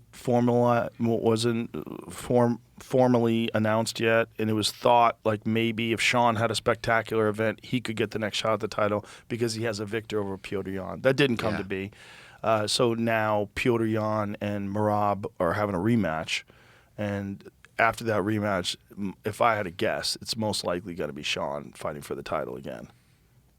And he has that win over Peter. So that's He exciting, does, right? But he doesn't have a win over Marab. So Yeah. if Marab wins the title again, he's going to be like, fuck! Yeah, it's like you said, Yeah. styles make fights. That's like, Yeah.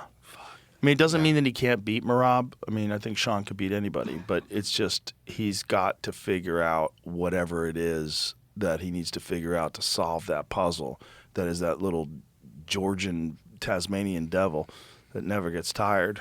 Yeah.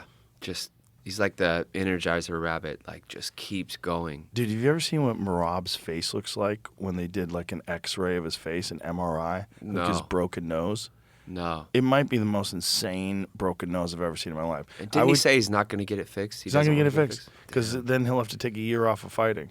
Not only a year off of fighting, I don't think he can even spar for a long time. So he can't. That's what his nose looks like. Whoa. Yo, it looks like, do you know who Pusshead is? No. Okay, Pusshead's the illest artist ever. He did like Misfits. He did like Metallica stuff. He did these skulls. Tell me that doesn't look like, that looks like Marab's face. The top right there. So he's the illest. He did like 100%. Zorlak skateboarding, did a bunch of Thrasher Wow. stuff. Yeah. That's, dude, exactly. we got to, yeah, Marab's got to do a skull t-shirt or some kind of merch with that. Dude, look at he totally should. That should be his like Damn. logo. Look at that nose, man. Look at the break of the bone. How hard it's turned towards his right eye. I mean, it's really insane. I mean, he must not have any ability to get oxygen out of that nose. Yeah. His cardio must be all mouth breathing, which is even more insane when you think about how much endurance that guy has. Yeah. Look at his nose. I mean, it's crazy. The twist in that thing is fucking insane. I mean, it's like Damn. it covers part of his vision. Yeah. I feel like he's been out, what, 6-7 months now? It's been a while. Yeah. It's been a while since he fought again. I mean, but it was because he lost the title to Petr, and now they're going to have a rematch. So, And what, he had defended the belt 3 times in that year, right? Mm-hmm. That's I think a it was lot. 3 times. Yeah, well, it was definitely a strength of schedule was tough because, you know, you're going through these camps. You have these brutal weight cuts. It's like your body gets worn out. And Yeah. But then there's also Petr Yan, who had fought Marab before and lost to him and realized what was necessary to beat the guy and fought a perfect fight. Yeah, that performance was amazing. Yan is a fucking assassin too, man. He's a scary guy. He's a ruthless, mean, technical, vicious guy. And now he already knows that he can beat Marab, so it's going to be interesting to see like who makes the adjustments in the rematch. When is that happening? Is that scheduled? The Marab fight? I think it is. I don't know when it is, but I'm 90% sure that they've scheduled that fight. That might be Salt Lake City. Is that the Salt Lake City fight? I don't know, but it's exciting. Yeah. Yeah, it's a great time for the sport. I mean, the sport is it's on fire right now. Technically says TBD. TBD, but it is announced. No, I mean, no, the Salt Lake City has a TBD for that. Oh, but if you look up Marab versus Yeah. Petr Yan 2, does it say where it's happening? Usually it says his next fight on the thing I'm looking at. It doesn't have anything popping up. I'm pretty sure they've announced that that's happening. LA card, it looks Yeah, crazy. you going? Yeah, I Yeah. think so. That should be fun. Yeah. Are you touring right now at all? Like, what's going on? No, I'm just in the studio this year. Oh, okay. Just finished That's nice. writing and producing a few albums. and then was finishing this doc.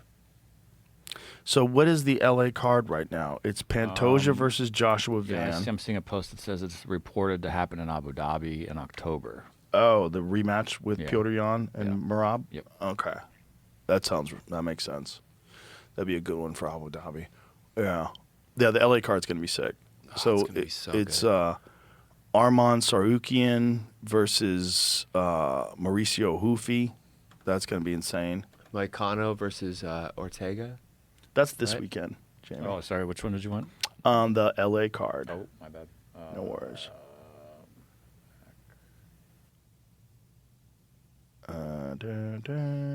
That's it. Yeah, so the rematch between Joshua Van and Dude, I can't wait to Pantoja. see what happens in that. Yeah, man, that Pantoja arm break was such a bummer Yeah. to have him fall back like that. Yeah, Moicano versus Brian Ortega. Yeah, it should be fun. Gable Stevenson's again. Cheeto. Yeah. Against Charles Jourdain. Yeah, should be fun. LA crowds are always fun too because UFC doesn't get to LA very often. It's always pretty hyped up. Yeah, I'm excited when it comes to LA. I love Vegas, but something about LA, you know? You still like living there? Los Angeles? Yeah. Yeah, I love it. I mean, Do you feel any difference over the last 5 years, 6 years since the pandemic? yeah. I mean, for me, my goal is to not drive past DeSoto. That's the goal. That's like my living is wake up with with my wife and my kids, go to the studio, come back. Well, I just bought a garage where I keep all my cars. So some days Oh, nice. I'll leave my house. It's a 3-mile run. I'll run to my garage, pick up one of my old school cars, drive to the studio, then drive back home. That's the perfect day. Oh, that's I don't nice. drive past DeSoto. That's nice. Yeah. Yeah, if you could do that and avoid the real chaos that's the center of the hive of LA. Yeah. Once in a while, I'll get out if it's like, someone's a show or something that, me and the wife want to do or me and the kids. But other than that, studio, home, train. Smart. Yeah. Yeah, that's definitely a better life. Yeah. I have friends that live in the heart of it, like in West Hollywood. I'm like, what is it like? They're like, it's not the same. Yeah. It's not the same. It's just... Yeah, I couldn't do it. The days I'm in the city, I have a bunch of stuff I'll hit, like I'll go to Crossroads, I'll go do whatever, but it's rare. Yeah, I can only imagine. Yeah. Did you ever think about getting out?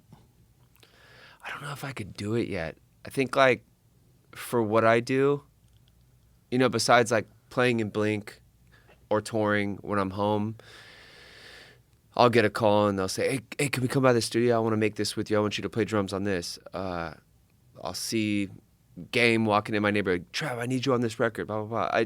There's so much that happens right there for me. I think there'll come a time where I don't need to be there.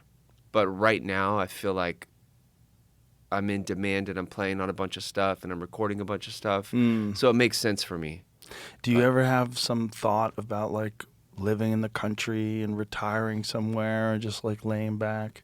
Yeah, we were on tour and there was a huge storm in Nashville area. So we were in Franklin for a few days, Franklin, Tennessee, and we immediately started looking at houses. We're like, we got to go here. But we kind of do that everywhere we go.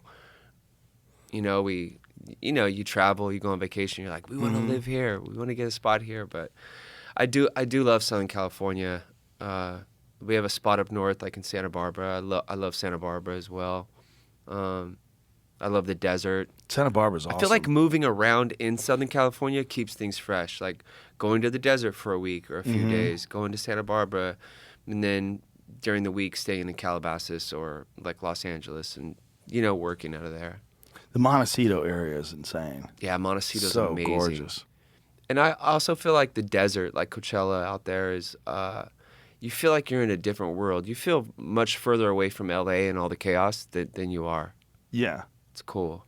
Yeah, no doubt. I mean, how many people have gone out to the desert just to try to find themselves? Yeah, true. It's a very unique environment out there. Yeah. Kind of weird that they decided to put music festivals out there. I know. It's wild. You know, one of my best friends, when I left home at around like 16, 17, my dad had given me a couple options to, he said, join the military like me, start paying rent, or take off. So I took off, right? Was a trash man in Laguna Beach for a while. Then I moved to Riverside, and I lived with my friend Bill Fold. He had this promoting company called 98 Posse, and he would do everything from raves to punk rock shows, hardcore shows, anything. And he ended up starting Coachella. And Oh, wow. he was obsessed, like what we talked about earlier. He was one of those people that were obsessed, and I watched him build this amazing festival. And yeah, he's just pretty awesome. But the city of Coachella it's crickets all the rest of the year. There's nothing. It gets so hot, it's 115. Most businesses close down halfway, through the day. They're open for the morning. And then when Coachella happens, the city thrives, and it's just, chaos. Are they happy with that? That seems like there's probably a lot of conflicted people. I don't know. I don't own a business out there, but I bet for everyone that's struggling when it's 115, 120 and no one's coming out of the house, Right. I feel like they're almost like Coachella saves them. Like the festival saves everybody. Oh, definitely. Just the volume of people in the town. The volume of people that comes through, I think, saves all the businesses. For sure, if you have a business. When we're out there and it's not like the season or whatever they call it, and it's considered too hot, most businesses are open from 9 to 1 p.m. That drive out to the desert, though, is like, ugh. You better make sure your air conditioning works. Yep. And no old school cars. Don't be Nope. taking none of your old Nope. school cars on that trip. Well, the only thing I've driven from L.A. to La Quinta out there is, have you ever heard of Velocity? Yeah. I got a K5 from them. Oh, and nice. You could drive that out there, but Tom nothing. Segura has one of those. Yeah, they're sick. Yeah, he got one of their Blazers. They make such a great K5. Mm-hmm. Yeah, he loves So his. good. Yeah, they do I think sick I've seen stuff. his. Yeah, It's all black. Oh, it's brown? It's brown, I'm yeah. colorblind. Are you really? I'm fucking severely colorblind. Wow. I have to ask my 2.5-year-old son what color things are sometimes. That's how bad it is. Like, I'll be like, what color is your favorite? And then he'll tell me what colors There's they Tom's. are. Does that look sick. black to you? Kinda. Yeah. That really looks black to me. Yeah, well, that's pretty dark. Okay. That's in the shadows. That's like back. I have that's what it looks like. I have an all black one. What a sick looking truck. So a lot of people build these K5s and they do resto mods, Mm-hmm. but they're either overbuilt and they don't drive great, or it's like it's either overbuilt or it doesn't run great, or they do too much. Like, this isn't overdone. Right. They make the perfect resto It's mod. reliable. Yeah, it's reliable. Yeah. Oh yeah, there's mine. Oh, nice. Oh, you got it very old school looking. I love it. Yeah, I wanted it to look almost like bone stock. It you know? does, I but- have a couple K5s, but this is the Velocity one. I have a OG orange one with plaid interior that's 72 that still has the old school engine in it and everything. Oh, really? Hmm. And it just stays in Palm Springs, and that's where we drive that one. Does it have the old school brakes too? Nah. Yeah, fuck No. that. That's it right there. Oh, But see nice. how it looks like it shouldn't leave Palm Yeah. Springs. It's, my wife drives it a lot. Oh, that's cool. Yeah, K5s are dope. I have a 72 Bronco from Icon. Sick. Icon was great. Yeah. They made a Blazer. Yeah, they did. I almost bought Yeah. it. It was so good, and he's so cool. Is John? Yeah. Yeah. I feel like he kind of set it all off. Jonathan Ward. Yeah. Oh, that's look the at one. that. Okay, so I Fuck. built that with Delmo and a couple people around LA. I just took it from shop to shop. This was my version of a Velocity, but Dude, that thing's sick. it didn't drive as good as a Velocity restoration. Well, it's also, you're so lifted. yeah, Like, the handling on the thing must be rough. Like, going around corners and shit. it was really cool. I was really proud of it. It's beautiful. Thank you. That's very cool looking. There's something about that iconic design. There's something about the way those things look. Like, look at that. God, that looks awesome. I just remember as a kid seeing topless Chevy trucks. Like, I was like, what? It doesn't get any better than this. Yeah. It is, there's a weird thing about old school cars. They spark something in you. Yeah. They're more excited. Like, I like new cars. I love new cars. They're cool. But they don't have the same feeling. There's something about those old schools that's just like, it's mechanical. Like you're connected to it, you know? Yeah, I mean, I'm a sucker for old Chevys and Cadillacs, and I have a bunch. That's like, How many cars do you have now? I think I have 12. I have a lot of old school Impalas. I love Really? old school Impalas. Like yeah. 65s? I have a 59 Oh, whoa. Impala. Real old yeah. school. Yeah, I have a 62 wagon Impala, 63 convertible Impala, 60 Cadillac GNX. Bro, 60 Cadillacs are Yeah. wild Oh, looking. it's so. Do you have a picture of that thing? I think it might be on the interweb somewhere. 1960 Cadillacs were crazy. Oh, that's my old 1960 Caddy. I used to have that one. Wow, look at that thing. That is wild. Good luck parking that Yeah, anywhere. nothing feels like that when you drive those cars. Oh, I'd imagine. It's a boat. That feels like you're in the middle of the Queen Mary. Yeah. Look how That was sick my those 53. Are. That's yours to the far right? These are all my cars in my collection from at some point in my life. Yeah. So you're an old soul, dude. I am. There Like, must be. There's something about you that connects with these things. yeah. Old cars move. I don't know. I like the smell of them. I like everything. They're just hard to maintain. You gotta Yeah. have a really good mechanic. It's hard. Do you know what kind of feels old school that I got recently that but that's new is the Chevy Fox truck. What is that? Thing's a fucking beast. See if you can pull it up. It's the Fox Chevy Silverado. Is this a new It- car it's- that's come it's- out recently? It's Chevy's answer to the Raptor or the TRX. That's Oh, mine right there. Whoa. So they usually have orange accents, but I did all mine matte black. So it's just, I think it has 600 or 700 horsepower. It has like Baja suspension. You could drive it anywhere. Oh, so it's just like a Raptor. Yeah.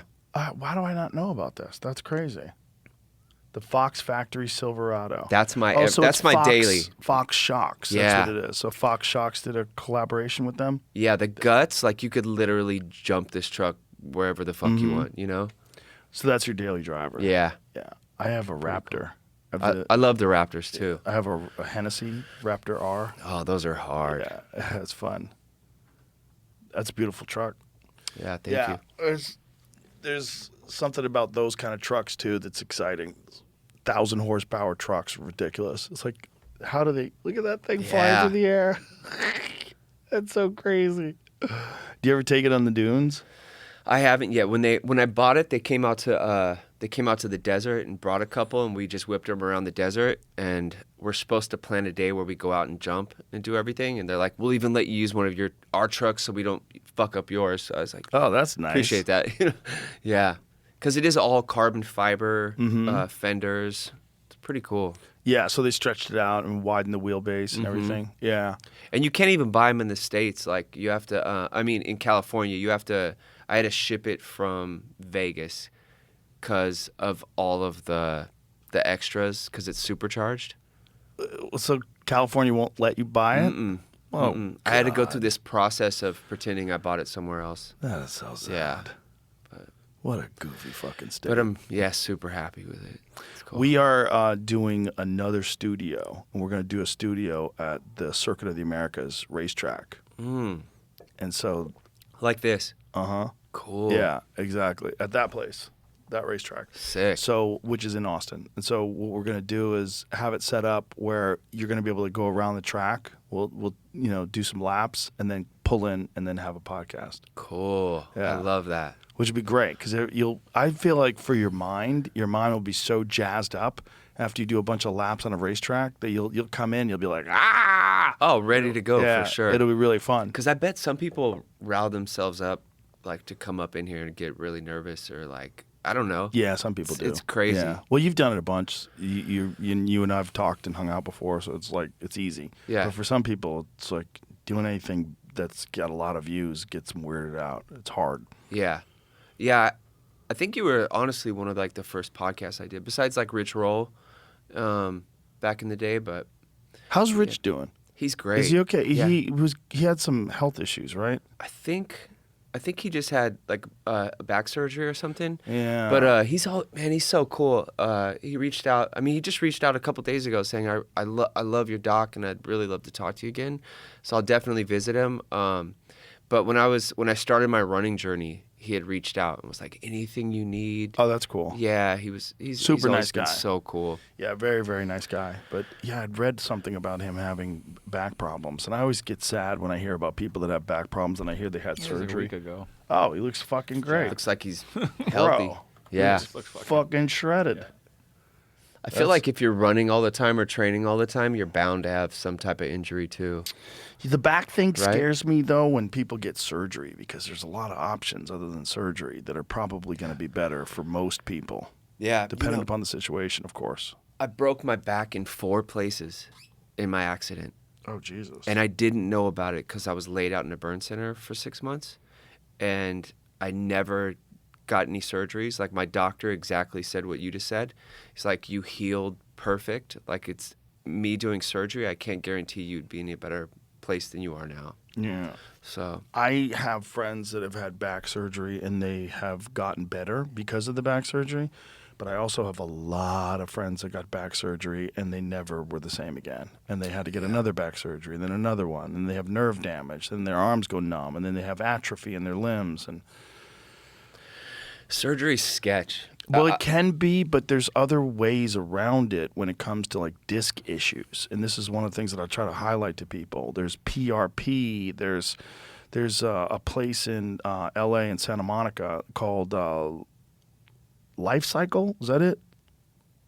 But they do something called Regenikine. And Regenikine is a type of, I've gone to them a bunch of times. How can I not remember the name of it? Isn't it Life Cycle? Life Cycle Santa Monica? What's that? Lifespan. Sorry. Lifespan Santa Monica. Lifespan Medicine. Phenomenal place. Shout out to Moshe, my friend there. But they do PRP, but it's a different kind of It's called Regenikine. And what they do is they take your blood, they pull it out of your body, they spin it in a centrifuge and do some sort of process to it, and then they re-inject it into you the next day, into the discs. And it's an insanely potent anti-inflammatory agent. And it was the first thing that I did that ever fixed my bulging discs, where I had bulging discs in my neck to the point where I was getting numbness in my fingers. Yeah, all from jiu-jitsu. Damn. And it was really getting me to the point where I was like, I don't think I can train anymore. Like every time I train, I'm in agony. Like it keeps getting worse. And I would go to a chiropractor, and he was full of shit, and they weren't helping me at all. And then this Regenikine thing, and like within a week, I started feeling better. 2 weeks later, no more numbness, no more tingling in my fingers. And then within a couple of months after that, I was fully healed. I got another MRI. My disc had completely gone back in place. Wow, that's a game changer. Yeah, because it was pushing out and pressing against the nerve, and it was causing pain, like nerve pain in my elbow and it was the ulnar nerve, same nerve that you were talking about. Scary, right? Yeah. When you start getting like tingly feelings in your fingers and you can't feel them. Yeah. It was also one of these things where I was like, okay, I think I might be done with jiu-jitsu. Like, this is a real problem. But I got back into it because of this. So the Regenikine fixed that. And then I've also had stem cells now. Like, stem cells can, especially if you go to a place that really is on top of everything and that they're using state-of-the-art stem cell technology. Like, there's a lot of places that you have to go out of the country, like CPI down in Mexico. That's what I was going to ask you. Is there places in the States now? Ways to Well right here in Austin is the best place I've ever been to. I haven't been to the places overseas, but I've had phenomenal results with Ways to Well. And I brought a bunch of people in that have had phenomenal. Like we just brought John Jones in recently. He's got hip problems. His hip feels much better, he said. We brought a bunch of MMA fighters in. Aljamain Sterling, who was just here a couple days ago, he was there at Ways to Well on Monday. And so Ways to Well is like, my friend Brigham, who runs it's literally like state of the art. Whatever the fucking science is at the moment, he's on top of it.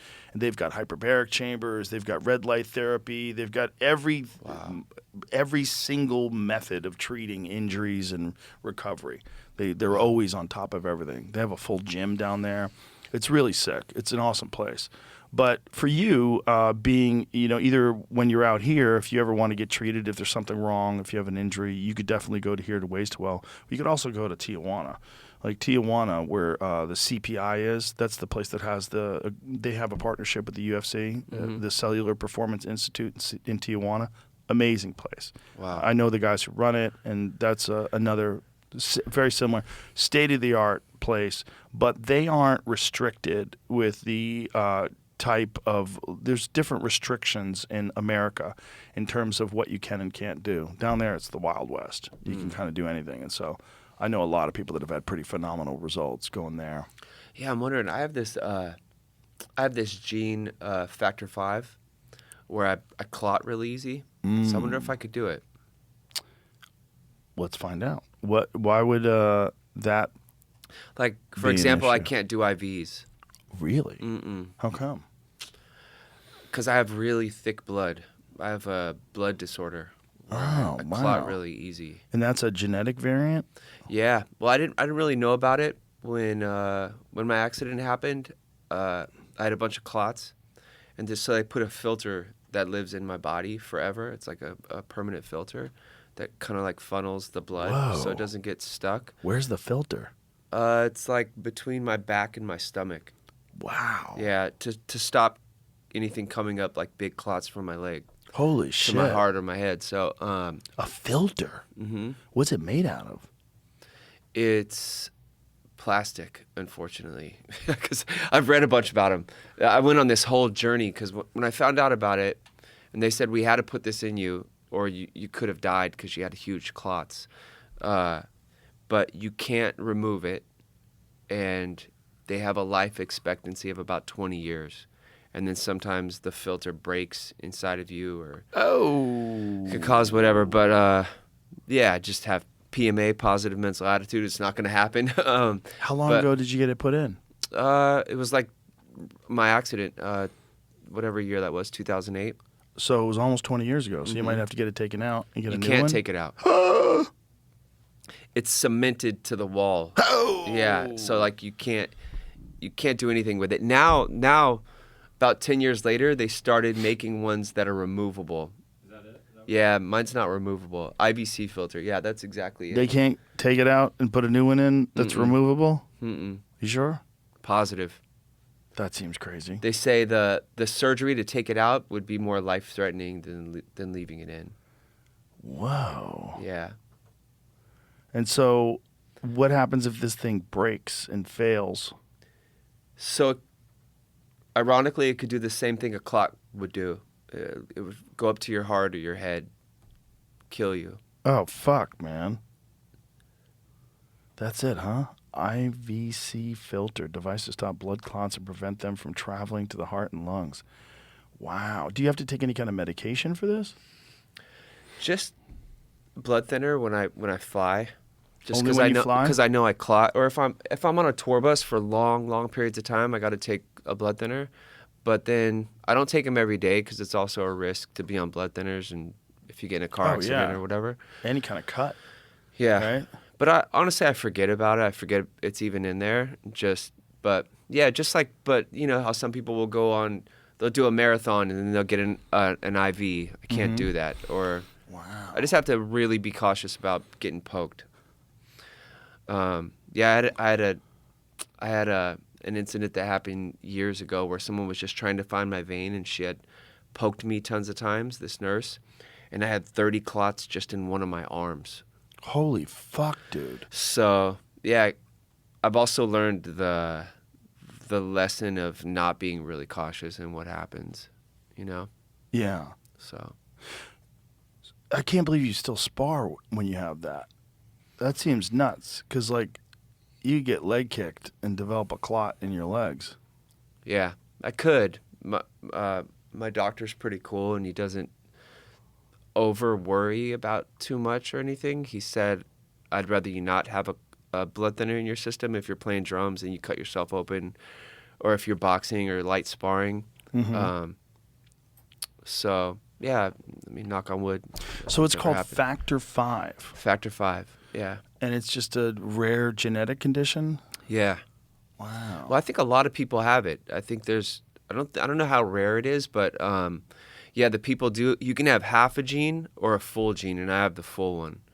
So I'm really prone to clotting. Where my kids, Like my one daughter, Alabama, she has half of it. So it's not as concerning, but she has to be cautious. Huh.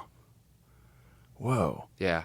And is there anything you can do with supplements or anything like that aids that? Like a natural blood thinner is beet juice or like beet shots. So I pretty much have one every day. Baby aspirin. Beet juice something. is supposed to aid also in like oxygen utilization, right? Yeah, I mean, it I think was Rich the Roll is actually the guy who told me about that. It was the pre-workout before pre-workouts. Really? Yeah. Yeah, people would just slam beet juice or a shot of beet juice. I do it every show. Beet juice. Mm-hmm. Beet juice like an hour before you go on stage. Drinking about 1 cup, 250 milliliters of beetroot juice daily can help lower systolic blood pressure, the top number, by a few points. The natural dietary nitrates in beets convert into nitric oxide in your body, which relaxes and widens your blood vessels to improve blood flow. Oh, so it's like nature's Viagra. Yeah, it is. Basically, yeah. No. That and ginseng are my go-tos. Ginseng. I yeah. love ginseng. Oh, too. ginseng's awesome for energy. So right? good, yeah. It's kind of amazing how many different natural remedies there are that really work. And we were all sort of brainwashed when we were younger to think that the only thing that's good for you are drugs from the pharmaceutical company. That if you have anything wrong with you, the medicine is all medicine that's petroleum-based pharmaceutical drug medicine, and that's what's good for you. And all that other herbal stuff is all for retards. It's all for nonsense and hippies and people that don't read books. Well, because they brainwash us, right? You Yeah. know? I don't take any medicine. I don't take Advil, Tylenol. Good for you. Anything. You know? That stuff, the thing about Tylenol, or Advil, I should say, for people that take non-steroidal anti-inflammatories like ibuprofen, that stuff is terrible for your gut. Isn't Tylenol super bad for you now? They came out with Tylenol. Well, there was a really sad story that I read during the pandemic of this lady who had COVID, and she was in so much pain that she kept pounding Tylenol, and she died from liver toxicity. Because Tylenol, which has acetaminophen in it, kills people every year. Like, how many people, I know we've looked this up before, but I don't remember the number. But it's not a small number of people die from acetaminophen poisoning from things like Tylenol every year. It's quite a few. Damn. Yeah, it's like you would think, oh, Tylenol's not going to kill you. It's just like a pill. And it won't if you just take one or if you take two or whatever you're supposed to take. But if you take a lot, you're fucked. 500 deaths per year, largely through overdose-related acute liver failure. Some estimates put it at roughly, what does that mean? 458, about 500. Reasonably shorthand. Yeah. Acetaminophen is fucking poisoning. It can get you. You know, if you take a lot of it. And I don't think that's the same with ibuprofen. I don't think there's a lot of ibuprofen deaths, but I do know that my friend Cam Haynes, who runs... I love Cam. Have you ever met him? Yeah, we run together. Oh, really? Yeah. No shit. He actually did one of my, you know how I was saying I'm like really into tempo training, where like you'll tempo train, you'll do like a vigorous like resistance weights, and then you'll sprint. You know, he came and did one with me, and he was like, fuck, Trav. He was like, that was a lot, you know? And we went on, we run anytime he's in LA. I love Cam. Like, people get so awesome. pissed that we're friends. Why? You know? Because they're like, how do you like someone that hunts? I'm like, because that's my guy. I love him. I don't care if he hunts. I don't care who he votes for. I don't care what he eats. Like, that's my dog. You know, like, you guys together. He I gave you a love bow? He gave me a bow. It was so cool. We shot it at my studio. It was he's so cool. And I think likewise, probably a bunch of people are like, why are you homies with a vegan, Cam? Whatever people think, you know, like I love Cam. I think there's way more accepting people on the other side than the vegan side. The vegan side is very hardcore. Those people get very adamant about like not being around other people that don't share their values. Or I don't care what anyone does. That's good for you know. you. I love everyone the same. I don't care what president you vote for. I don't care if you're gay, straight. I don't care about anything. You know. I just judge people if they're a good person. You know. I agree. And that's how we all should be. But yeah, I met Cam. I showed up to I actually showed up to Tom and Bert's like 5K. It was the first time I ever ran, And I just showed up. My homie Toby invited me, and I said, fuck, I'll go run a 5K, whatever. I've never ran a 5K. I always run by myself just because I like running. And I show up there, and right when I get to the starting line, Cam greets me, and I don't know who he is. He's like, what are you going to pace today? What's your number? And I'm like, fuck if I know. And he's like, what about you? And he gave me some number, and he's like, what are you going to do? I said, I'm going to try to keep up. And I just ran my ass off. Like I just like tried to keep up with Cam. And then we just stayed friends after that. You know? That's awesome. And I did pretty good in that 5K, actually. Did way better than I thought I would have, you know? That's awesome. That's awesome. Yeah. And then we became friends. And He's one of my best friends. Yeah, he's I love great. him to death. Such a good guy. What I was getting at was that he was taking ibuprofen. He was taking 800 milligrams a day. And I didn't know he was taking that much. And I was talking to him on the phone once, and he was telling me, yeah, I take 800 milligrams a day. I was like, whoa, wait a minute. How much? I go, you do that every day? And I go, why? He goes, I'm in pain. I'm in pain all the time, and I want to keep running. And so then I sent him some information that Dr. Rhonda Patrick put out about the problem with ibuprofen, the problem with taking large doses of it on a regular basis, and what it does to your gut biome. So he stopped taking it. He said, well, fuck, I don't want to ruin my body. Let me just stop taking it. The pain that he was experiencing went away after he stopped taking 800 milligrams of ibuprofen a day. And he realized that the pain that he was experiencing was accentuated by the fact that he was causing inflammation in his body by taking anti-inflammatories that were destroying his gut biome. So he's taking because his gut was messed up. Exactly. Whoa. So he's taking all this 800 milligrams of ibuprofen every day. It's torching his gut biome. That's causing this cascade of inflammatory responses in his body. And he's in pain all the time. He gets off of the ibuprofen, the pain goes away. Damn. Isn't that wild? Yeah. But you get brainwashed into thinking, I need all these things. Meanwhile, turmeric and curcumin, and there's a bunch of different anti-inflammatories that don't cause any sort of gut disturbance. And they're much better for you and healthy. And you can, get them from food. Yeah, all the natural stuff. And then I feel like contrast therapy is so helpful too, Yep. Like doing sauna cold plunge. Oh, yeah. Anytime I'm injured, that's what I go to. You know?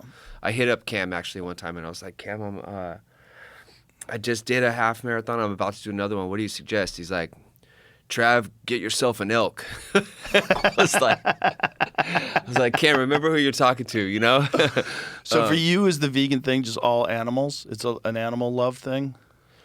Nah, it wasn't even. It is that. Like I am kind of under the thought process of if I have a dog and I love a dog, I kind of love all animals, right? Like I love all animals the same. I'm not like, I'm going to eat that one, I'm going to shoot that one, but I love my dog. Right. It's a little contradicting to me, but I didn't even know any of these things at a young age. I remember food would be put in front of me and there would be ham, whatever, and I would just naturally put the ham in my pocket and eat like the mac and cheese or whatever else, the spinach. And because my dad had this rule, he's like, you eat everything or you don't get up from the fucking table. Straight up. I don't care if you're there for 3 hours. That's what it was, because your mom spent time making the food. You got to eat the food or you don't leave the table. So I'd pocket it. And then my mom would find it when she'd go wash clothes. So it started like that. And then next was, oh, ham is actually this. Hot dog is actually this. Hamburger is this. And I'm like, whoa, I just thought a hamburger was a hamburger. I didn't realize really it was know. Cow meat. Yeah. Yeah. So I just naturally didn't like, I was already like not liking the taste or the texture, right? So I was like, okay, whatever.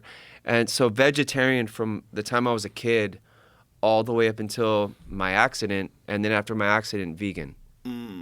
So it wasn't really about animals. It was just, at that time, it was like, I wasn't drawn to eat that stuff. That's not what I was into. What about eggs? I loved bean and cheese burritos. I grew up on bean and cheese burritos from Baker's. I love a good bean and cheese burrito. Yeah, from where I grew up, Yeah. I Good loved bean and cheese Mexican burrito food. with hot sauce? Yeah, you can't beat it. So that's kind of like what I was raised on. But there's cheese in bean and cheese burritos. Yeah, so I wasn't vegan until 20 Right. years ago. But So I would have dairy. But do you ever eat eggs? Never. No? If you have your own chickens, it's a pretty karma-free food.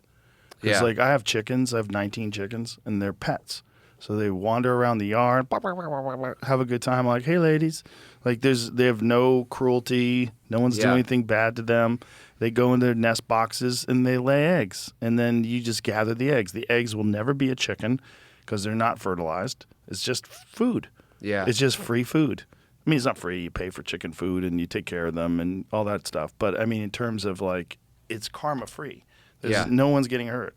Like literally no one is getting hurt. The chickens will lay an egg almost every day. Yeah. And so we have like baskets of eggs in my house. We always have eggs. I think for whatever reason now it's like anything, and there's this amazing.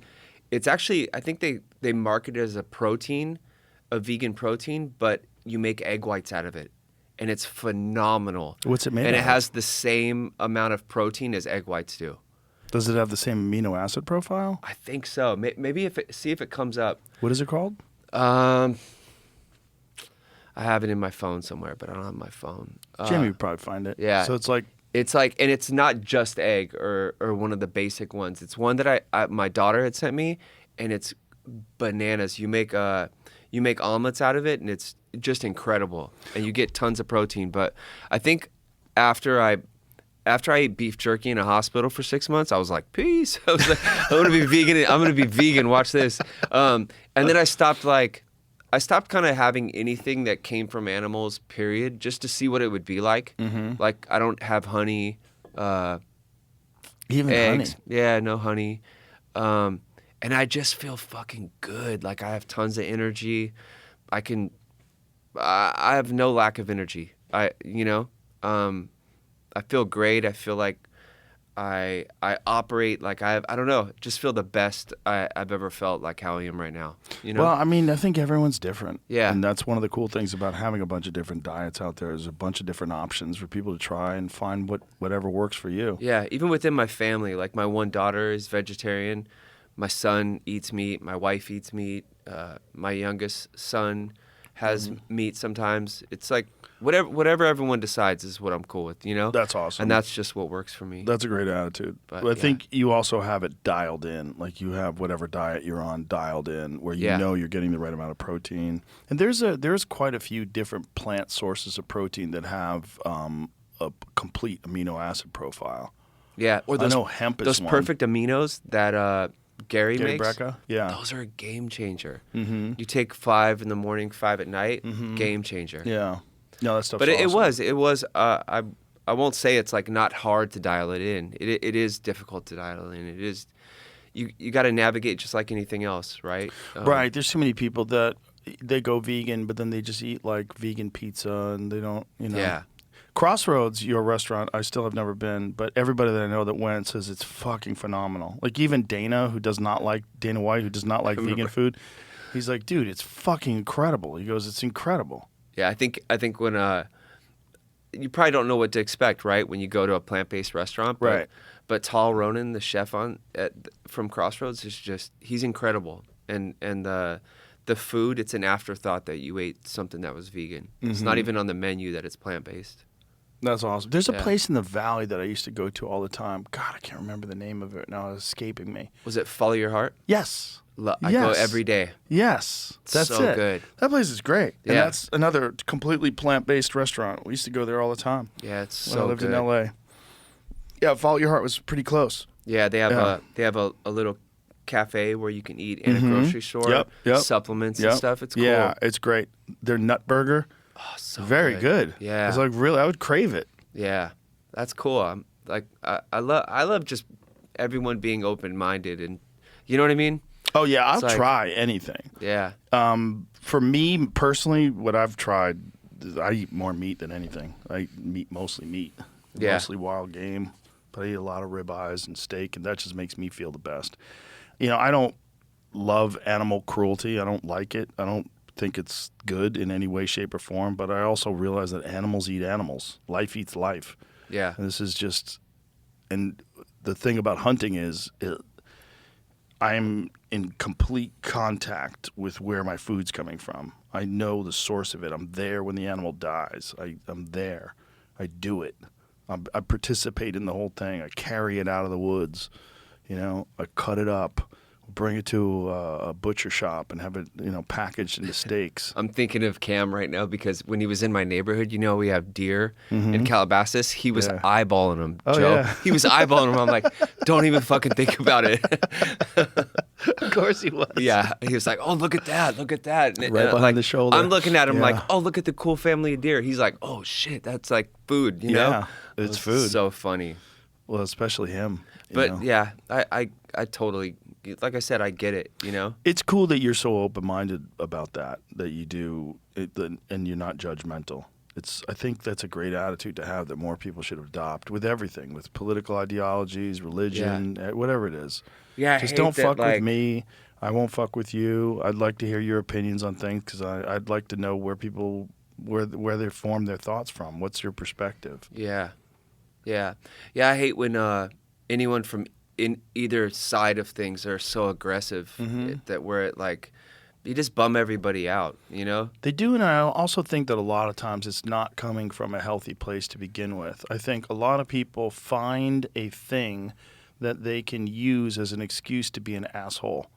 And whether that thing is their political beliefs or their religion or whatever their social ideology, whatever it is, they find a thing that they can call you out because you're the fucking reason, man, and fuck you, man. And it's just what's really going on is they're just looking for a reason to be an asshole.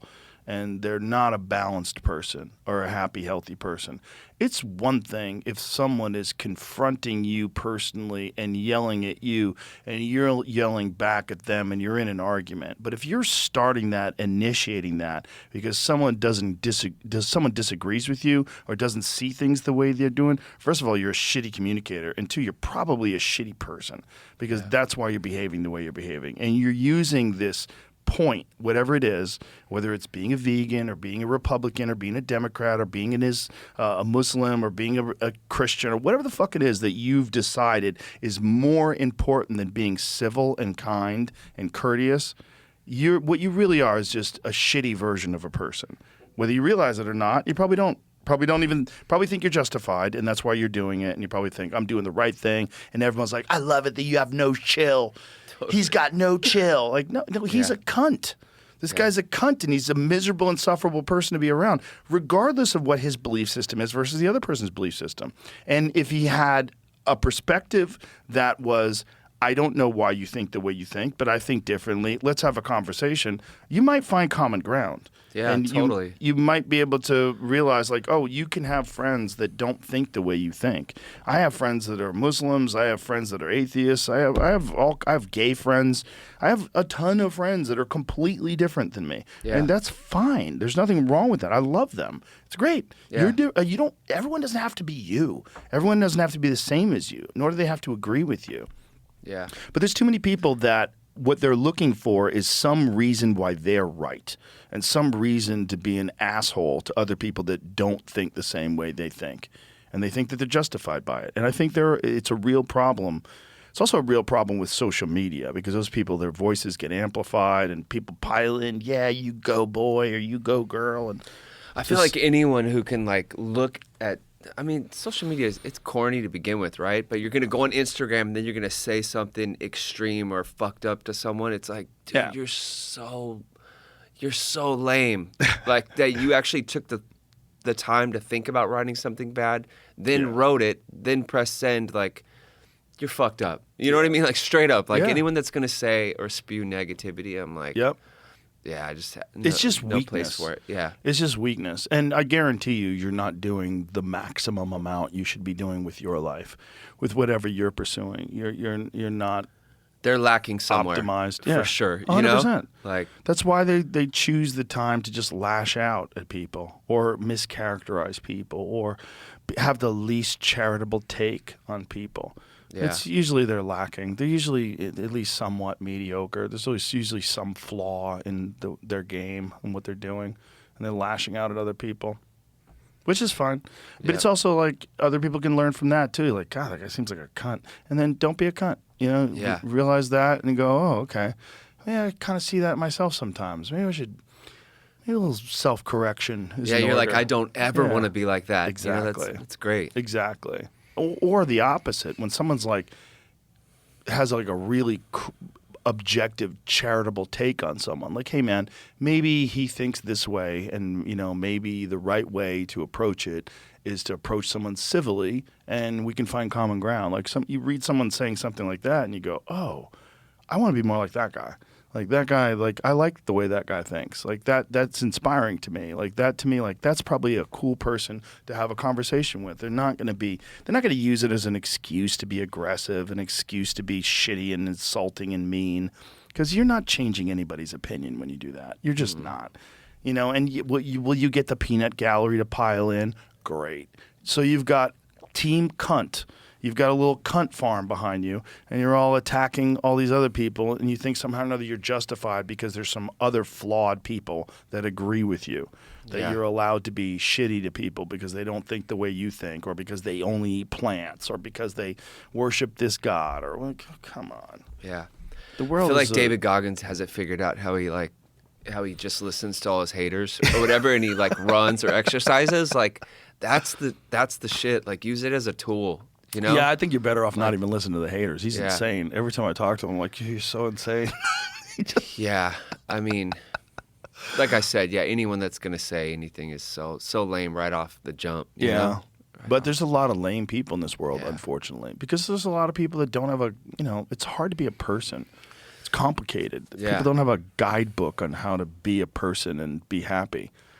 And I think you have to... Like, I'm disciplined. Like, sometimes I'll read something and I'll be like, you motherfucker. Like, but I'm like, oh no, I can't do what they do. Right? Like, exactly. I can't stoop to that Well, level. especially you're Travis Barker. Yeah. Like, you're a famous guy. Like, if you do what they do, it's a different thing. Like, if you go back at them, that is one of the lamest things. When you see celebrities going at, like, fans in the comments, like, what are you? Take your phone away. Take his phone away. Yeah. Like who's letting you do that? We don't want to see you do that. The people who love your music or whatever. No. Yeah. How many people have like ruined other people's opinions of them because of doing something like that, or going on some lame fucking rant against someone because of the way they voted or the way they view this or the way they, whatever it is. Luckily, like the hate. Like I get the weirdest hate. It's not even really hate, but it's just something like they know they're like throwing darts from across the room at me as like, oh bro, he's like a Kardashian now, or he married a Kardashian. I'm like, motherfucker, that's the most punk thing I could do is marry a Kardashian and just say fuck you. You know what I mean? Right. It's about like that even shows you I clearly don't give a fuck. You know what I mean? Like, and my wife isn't like I can't label her like that. She's my wife. She's my soulmate, right? I love her to death. But to think like, have you seen me change? Like, well, that's not at all. Have you seen me like dressed? Dog, I dress so different, obviously, than my wife or her family. Like I'm continued to be my own person. I've looked the same. I've wore the same Dickies pants, the same band shoes. I've had the same tattoos that stopped me from getting a real job since I was 16 years old. Fuck you. You know what I mean? Straight up, fuck you. And that's why I mean, punk rock is not about music either. It's about like you don't care what anyone thinks, right? As long as you're going through this world, you're doing you are who you are, and you're not hurting anybody. That's punk rock. I think a lot of people thought it was cool that you guys got together. Yeah. Like, look at this, two people from totally different worlds that love each other. That's cool. Oh, it's the best. It's just only a hater would think that other way, though, right? But if you started getting all your tattoos it's the one that I lasered see. off and you started wearing designer clothes. I started dressing like a lame, and of course. Like, dude, come for me, Right. Please. But yeah, that's one that's always like funny to me. I'm like, well, there's the problem with like, whenever there's anything that's happening publicly, you're living your life publicly, there's always going to be hate. Oh yeah, and Wayne said it. Lil Wayne said it a long time ago. I remember he told me, he's like, dog, you haven't made it until you have haters. Right. You know you're successful the minute motherfuckers start hating on you. You ever seen Cat Williams bit on haters? Mm-mm. Oh, pull that up. Oh, I bet it's great. He's got a fantastic bit on haters, about people complaining about haters. It's the same kind of thing. Have you found it anywhere? It's not labeled that way. You can't say Cat Williams on haters? No, I did, but I guess it does say haters. Hold on. Yeah, he's got a whole. I think the bit's on the titled screen. haters. Okay, give me some volume. You got to get your motherfucking hustle. Understand niggas is going to hate you regardless. Get that out of your head, that fantasy world where niggas ain't hating on you. You got to be grateful. You need haters. What the fuck is you complaining about? What the fuck do you think a hater's job is? To fucking hate. So let them motherfuckers do their goddamn job. What the fuck is you complaining about? Ladies, if you got 14 women hating on you, you need to figure out how the fuck to get to 16 before the summer get here. The fuck is you mad about? Amen. Fellas, if you got 20 haters, you Right. need 40 of them motherfuckers. What is you complaining about? If there's any haters in here right now that don't have nobody to hate on, feel free to hate on me. Sit back there and say my hair ain't luxurious when you know it is, bitch. That's so good. So true. So true. It comes with the territory. Yeah, yeah. This is the job we chose. This is the Totally. life we chose. You're gonna get haters, Totally. but it's your, it's your obligation to manage the waters. And you don't have to dive in and fucking Never. swing in their own shit and waddle around with them like pigs. Totally. It's not necessary. But it's a complicated Never. world. Never would I. No. You know. No.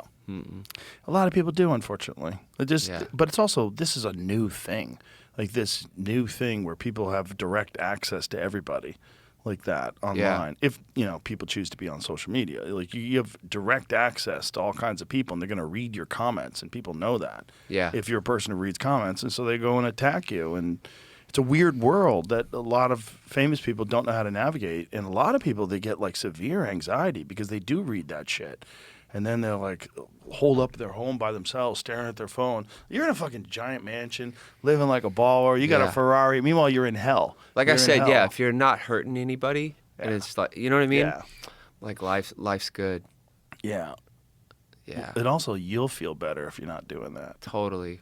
Or they say like, if you do read it and you find any truth in it, like it's your chance to fix it, right? It's your Yeah. chance to whatever, or use it as like motivation, Like Goggins does. Yeah, even if the shit they're spewing is so false and fairy tale, it's like still, you know what I mean? Mm-hmm. Go lift or go box or go play drums or go do whatever you do, Yeah, use it as energy. That always feels good because Yeah. none of it really like sits with you, It's Well, not supposed to. And I understand haters too. I mean, Yeah. I've always said this, that if I was a 15-year-old kid and somebody gave me a Twitter account, and I could get a hold of someone like me and talk shit to them, I 100% would. Oh yeah. Fuck yeah. As a kid, like Yeah. I don't even know what it would be like because we didn't have it. But I also know like from where punk rock has always been very finicky, very very sensitive, right? If a band gets popular, everyone's like, I fucking hate them. They're on the Yeah. radio. Fuck that band. They have fans now. They can act. They can eat. They can fucking. You know what I mean? Pay rent. Fuck them. It's like that. Skateboarding, which I like, changed my life and raised me. Skateboarding is also, they're very strict. About who can call themselves a skater, or there's just all these things. There's like when all these things should just be celebrated. Like skateboarding's fucking cool. It's like some of the coolest people in the world, skateboard, and skateboarding's taught most of the world like how to dress properly and serious. Like I mean, a lot of rappers basically nowadays just dress like skateboarders. Skateboarders like set it off. Like they had the best taste from the jump. How do you think that happened? Well, how did skateboarders develop such a great sense of style, in your opinion? I don't know. It's just one of those things. Like even But from back in the day, like why that particular activity would have like a whole like style associated with it? I mean, I grew up with like huge pants and like t-shirts and just Vans, skateboarding and beanies. That's like, I don't know, but everything from the time skate videos were released, they were secretly, maybe they didn't know about it, but they were teaching everyone what the coolest music was. And at the time, music was so categorized, like you're either a punk rocker, you like country, you like rap, you like that. Skate videos were everything. The illest, best music of every genre. So a bunch of skate kids were growing up listening to Operation Ivy and loving The Far Side, you know? So it was like happily confused. They just knew the best of every world. It was different, you know? It's just interesting that a style of clothing is associated with a physical activity. Well, then you had Lil Wayne, who learned how to skateboard halfway through his career, and I feel like everyone around him looked to him for also style and started dressing like him. Oh, You wow. know? So, and some people don't even know. I feel like punk rock and skateboarding, I mean, Playboi Carti wears punk rock clothes. His whole aesthetic is punk rock, you know? Where did he get it from? Got it from punk rock, you know? Like, it was born there. And I hate gatekeepers, right? I love what he's done with it. And I love that all these new groups of kids that love Carti and love Kid Carson they're dressing like punkers. They might not even know it. They just think they're dressing like, you know, their favorite rapper. But it stems and it's rooted from punk rock and skateboarding. Wow. Yeah. I can't think of another activity that has a style associated with it like that. Yeah, there really isn't. Like BMX people, you know, Well, they have to wear riders. pads Yeah, they were and wearing shit, pads and helmets stuff. I mean, BMX was really cool. I love BMX, but yeah, and But there's not like a there's nothing like clothing skateboarding. style that's associated with. Yeah, and skateboarding and punk rock were like this. you know? Right. Well, it's So- rebellion, right? Yeah. It's being an outcast. It's doing something that's either frowned upon or only other people that are like you understand it. But it could have been, right? Like skateboarding could have been, well, it couldn't have been. I can't even say this. But it's a skateboard. It could have been athletic. It could have been sporty. Yeah. It was from the get-go. It was raw and it was gritty and it's also one of the hardest things as far as like the amount of falls and injuries you take. You Oh, gotta be yeah. a tough motherfucker to skateboard. Yeah, a lot of concussions. Yeah. A lot of guys when they're doing tricks fall on their fucking head. The board hitting your shins over and over again, breaking arms, breaking legs. It's a gnarly sport. Especially if you're doing it in these urban environments where people are trying to go down railings and Yeah, street skating. It's like it's just whatever you find while you're skateboarding down the street, Yeah. you know? Pretty cool. it is interesting that it has a style of clothing and dress associated with it. Yeah. Yeah. And that it kind of mirrors like punk rock aesthetics. Yeah. And both the genres are very protective, you know? Yeah. Weird. It's cool. It is cool. But maybe it should be protected. Maybe that's why it's still so cool, you know? Well, for them, for the people that are protecting it, it means something to them. It's probably their haven from the standard society, the pressures of fitting in and conforming that they don't want, and so like this thing is like a church to them. Yeah. It's like it's like religious. I mean, when I was 13, I felt like an outcast, and it was skaters against jocks where I grew up. It was like jocks and you played football, or you were a skateboarder, which basically you listen to punk rock music, you listen to Faction, you listen to DRI, you listen to whatever, and we looked really different. So we were outcasts. Yeah. You know? Yeah. All right. Yeah. Should we wrap this up? Yeah. It was amazing. Brother, always good to Yeah, see you, man. so good to Always see good you. to see you. This documentary, when can people watch it? It's out on Hulu right now. Right here. And we're looking at Since the crash. And when I think about it, I have the worst flashbacks. I've got two on the ground with birds over here. Get up into this, man. The last thing my mom said to me was just play drums. The drums are literally the heartbeat of the musical body. A lot of people came just to watch him. He just had this, oh, you're gonna get picked up by a band and you will be a star attraction. I told him, you better get yourself a job, boy. And he said, no, Dad. I'm gonna go play in a punk rock band, and I won't have a plan B. It's Rob. Mark and Tom come up to me and said, our drummer just left. Would you consider playing? The show starts in an hour. It felt effortless. Things were just exploding. That was quite a wild ride. I was touring with Blink nonstop. I was taking so many pills that I had a security guard whose only job was to watch me sleep and make sure I was breathing. It was all a blur. And then came the crash.